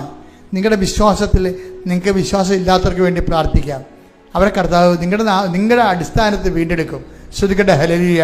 ഹല്ലേലൂയ. സ്തുതി യേശുവേ, സ്തുതി യേശുവേ, സ്തുതി യേശുവേ. ആരാധന മഹത്വം കർത്താവേ, ആരാധന സ്തുതി സ്തുതി കർത്താവേ. പരിശുദ്ധ പരമ ദിവ്യകാരുണ്യത്തിന് നേരവും ആരാധനയും സ്തുതിയും പുകഴ്ചയും ഉണ്ടായിരിക്കട്ടെ. മക്കളെ, നിങ്ങൾ കൈകൾ മാറ്റി മാറ്റി വെച്ചുകൊണ്ടിരിക്കണം. അച്ഛൻ പ്രാർത്ഥിച്ചുകൊണ്ടേയിരിക്കും. ഞാൻ ജനറലായിട്ട് പ്രാർത്ഥിച്ചുകൊണ്ടിരിക്കും. ചിലപ്പോൾ ഓരോ വിഷയങ്ങൾ പറഞ്ഞ് പ്രാർത്ഥിക്കും. അപ്പം അതനുസരിച്ച് മക്കൾ ഈ വളരെ ജാഗ്രതയുള്ളവരായിരിക്കണം. കർത്താവ് നിങ്ങൾ തൊടുന്ന അടിപ്പിണർ പോലെ വൈതാഘാതം പോലെ ദൈവികമായ ശക്തി ഓർക്കുക. അപ്പം മാതാവ് ജീവനോടെ പ്രത്യക്ഷപ്പെട്ട അൾത്താറയിൽ കർത്താവ് ദിവ്യകാരുണ്യം ജ്വലിച്ചു നിൽക്കുന്ന സ്വർഗീയമായ നിമിഷങ്ങളിലേക്ക് നിങ്ങൾ വിളിക്കപ്പെട്ടിരിക്കുന്നത് നിങ്ങൾ വന്നതല്ല, നിങ്ങളെ കർത്താവ് വരുത്തിയതാണ്. അതുകൊണ്ട് തന്നെ ദൈവത്തിൻ്റെ കൃപയിലാണ് നിങ്ങൾ. സ്തുതിക്കട്ടെ ഹല്ലേലൂയ. എൻ്റെ കർത്താവിൻ്റെ ഉന്നതമായ നാമത്തിൽ, സഭയുടെ അധികാരത്തിൽ, കുരിശിൻ്റെ അടയാളത്തിൽ, ദൈവത്തിൻ്റെ ശക്തിയാൽ ഞാൻ അങ്ങയുടെ മക്കൾക്ക് വേണ്ടി പ്രാർത്ഥിക്കുന്നു. കർത്താവിൻ്റെ തിരുമുറുപാടുന്ന വലതുകരം അങ്ങയുടെ മക്കളുടെ ശിരസിൽ വെക്കണേ പ്രാർത്ഥിക്കുന്ന അനുഗ്രഹത്തിൻ്റെ അത്ഭുതകരം അങ്ങയുടെ മക്കളുടെ ശിരസിൽ വെക്കണേ പ്രാർത്ഥിക്കുന്ന കർത്താവ് ശിരസിൽ വെക്കണമേ. കർത്താവ് ശിരസിന് ബ്ലോക്കുള്ളവരെ, ശിരസ് ക്യാൻസർ ഉള്ളവരെ ഇപ്പോൾ കർത്താവ് നീ സ്പർശിക്കണമെന്ന് പ്രാർത്ഥിക്കുന്ന കർത്താവ് ദൈവത്തിൻ്റെ കണ്ണ് സ്പർശിക്കട്ടെ. ദൈവത്തിൻ്റെ ശക്തിയിലേക്ക് അടിപ്പിണർ പോലെ വൈതാഘാതം പോലെ ദൈവികമായ ശക്തിയിലേക്ക് ഒഴുകട്ടെ. കർത്താവേ, ഈ നിമിഷം സ്പർശിക്കണേ കർത്താവേ. ഉദര രോഗികളെ സ്പർശിക്കണമേ കർത്താവേ. ഉദര രോഗികൾ, ഉദരത്തിൽ പുണ്ണുള്ളവർ കർത്താവ്, അൾസർ രോഗികളെ സ്പർശിക്കണേ കർത്താവേ. അൾസർ രോഗികളെ സ്പർശിക്കണ കർത്താവേ. അരസസ് രോഗികളെ സ്പർശിക്കണമേ കർത്താവേ. നടുവേദനക്കാരെ സ്പർശിക്കണമേ കർത്താവേ. ഈശോ കുടലിപ്പ് കുരുക്കുള്ളവരെ സ്പർശിക്കണേ കർത്താവേ. കോളം രോഗികളെ സ്പർശിക്കണേ കർത്താവേ. ഈശോ എല്ലാ മക്കളെയും നിന്റെ ദൈവികമായ ശക്തി കൊടുക്കട്ടെ കർത്താവേ. കരരോഗികളെ സ്പർശിക്കണമേ, ഉദര രോഗികളെ സ്പർശിക്കണമേ, ഹൃദയ രോഗികളെ സ്പർശിക്കണമേ, തൈറോയ്ഡ് രോഗികളെ സ്പർശിക്കണമേ. യേശുവിന്റെ നാമത്തിൽ അപ്പാ അങ്ങേപ്പത്തന്നെ യേശു ക്രിസ്തുവിന്റെ നാമത്തില് അപ്പാ കൈകൾ നീട്ടണമേ. അങ്ങേപ്പത്തന്നെ യേശു ക്രിസ്തു നാമത്തില് അടയാളം സംഭവിക്കട്ടെ. അപ്പാ സ്വർഗീയപ്പാ അങ്ങേപ്പത്തനായ യേശു ക്രിസ്തു നാമത്തില് നടുവേദനകള്, കിഡ്നി രോഗങ്ങള്, ഹൃദയ രോഗങ്ങള്, മക്കളില്ലാത്തവര്, വിവാഹമൊത്തു വരാത്തവര്, ജോലിയില്ലാത്തവര്, സാമ്പത്തിക തകർച്ചയുള്ളവര്, മക്കളെ കുറിച്ച് വേദന അനുഭവിക്കുന്നവര്, കേസാക്കപ്പെട്ടിരിക്കുന്നവര്, ജയിലായിരിക്കുന്നവര്, തടസ്സങ്ങളുള്ളവര്, സമാധാനമില്ലാത്തവര്, യേശുവിന്റെ ഉന്നതമായ നാമത്തിൽ സഭയുടെ അധികാരത്തിൽ കുരിശിന്റെ അടയാളത്തിൽ ജീവിത ദുരിതങ്ങള്, ജീവിത തടസ്സങ്ങള്, എല്ലാ ജീവിത ദുരിതങ്ങള് യേശുവിന്റെ നാമത്തിൽ മാറിപ്പോകട്ടെ. ശ്രുതിക്കട്ടെ. Hallelujah, hallelujah, hallelujah, hallelujah. Yeshua, hallelujah, hallelujah, hallelujah, hallelujah, hallelujah, hallelujah, hallelujah. പരിശുദ്ധ പരമ ദിവ്യകാരുണ്യത്തിന് എൻ്റെ മക്കളെ, ജോലിയില്ലാത്തവരെ, ജോലി നഷ്ടപ്പെട്ടവരെ, ഏജ് ഓവറാകാൻ പോകുന്നവരെ, വിവാഹത്തിന് ഏജ് ഓവറായിരിക്കുന്നവരുണ്ട്, 39, 40, 45 വയസ്സൊക്കെ ഉള്ളവരുണ്ട്. അവരിവിടെ വിവാഹത്തിന് വേണ്ടി ഉടമ്പടി എടുത്തിട്ടുണ്ട്. അവരെല്ലാം ഈ പാലൽത്താരയിൽ ഓർക്കുന്ന കുടുംബത്തിലെ സാമ്പത്തിക ബാധ്യതകൾ വന്നിട്ടുള്ളവരെ, വസ്തു വിൽക്കപ്പെടാത്തവര്, വസ്തുവില്ല, വീടുമില്ല, സ്ഥലവുമില്ലാത്തവര്, പോയി രക്ഷപ്പെടാൻ വേണ്ടി മക്കളുമില്ലാത്തവരുണ്ട്. ചിലക്കൊക്കെ മക്കളുണ്ട്, അവർക്ക് ജോലി കിട്ടുമെന്നുള്ള പ്രതീക്ഷ ഉണ്ട്. ചിലക്ക് അതുപോലും ഇല്ലാത്ത പ്രതീക്ഷയില്ലാത്തവരുണ്ട്. ദൈവമാണ് അവരുടെ പ്രതീക്ഷ. കർത്താവെ, നിന്റെ നാമത്തെ മഹത്വപ്പെടുത്തണമേ. കർത്താവെ, സഭയിലുള്ള സാന്നിധ്യം നീ പ്രകടമാക്കണമേ. കർത്താവെ, ഗതി പിടിക്കാൻ ഒരു പ്രതീക്ഷ പോലും വകയില്ലാത്തവരുണ്ട്. എബ്രാഹാം പോലും കർത്താവെ പ്രതീക്ഷയ്ക്ക് വകയില്ലാത്തവനായിരുന്നു. അതുപോലെ ഒരു പ്രതീക്ഷയ്ക്ക് രക്ഷപ്പെടാനുള്ള പ്രതീക്ഷയ്ക്ക് വകയില്ലാത്തവരുടെ പ്രതീക്ഷ അങ്ങ് തന്നെയാണെന്നുള്ള ബോധ്യം പരിശുദ്ധയുടെ മാധ്യസ്ഥ ലഭിക്കട്ടെ. ജോലിയില്ലാത്തവര്, വീടില്ലാത്തവര്, കുഞ്ഞുങ്ങളെ ഓർത്തുകൊണ്ട് പ്രയാസം നിൽക്കുന്ന കുഞ്ഞുങ്ങൾക്ക് ഉന്നതമായ വിദ്യാഭ്യാസത്തിന് അഡ്മിഷൻ കിട്ടാത്തവര്, സമാധാനം ഇല്ലാത്തവര്, ജോലി ശമ്പളം തടഞ്ഞു വെച്ചിരിക്കുന്നവര്, ഉദ്യോഗം ഗവൺമെൻറ് അക്കാഡ് പാസ്സാക്കാത്തവര്, അങ്ങനെ കേസാക്കപ്പെട്ടിരിക്കുന്നവര്, കോടതി കേസുകൾ നടന്നുകൊണ്ടിരിക്കുന്നവര്, സാമ്പത്തിക ബാധ്യതകൾ വിഷമങ്ങൾ അനുഭവിക്കുന്നവരെ, എല്ലാ മേഖലകളിലും കൃപാസ്ഥാനത്താറ് ജീവനോടെ പ്രത്യക്ഷപ്പെട്ട പരിശുദ്ധയുടെ മാധ്യത്തിൽ യേശുവിൻ്റെ നാമത്തിൽ ജീവിത ദുരിതങ്ങൾ, ജീവിത തടസ്സങ്ങൾ യേശുവിൻ്റെ നാമത്തിൽ മാറിപ്പോകട്ടെ. ശ്രുതിക്കട്ടെ.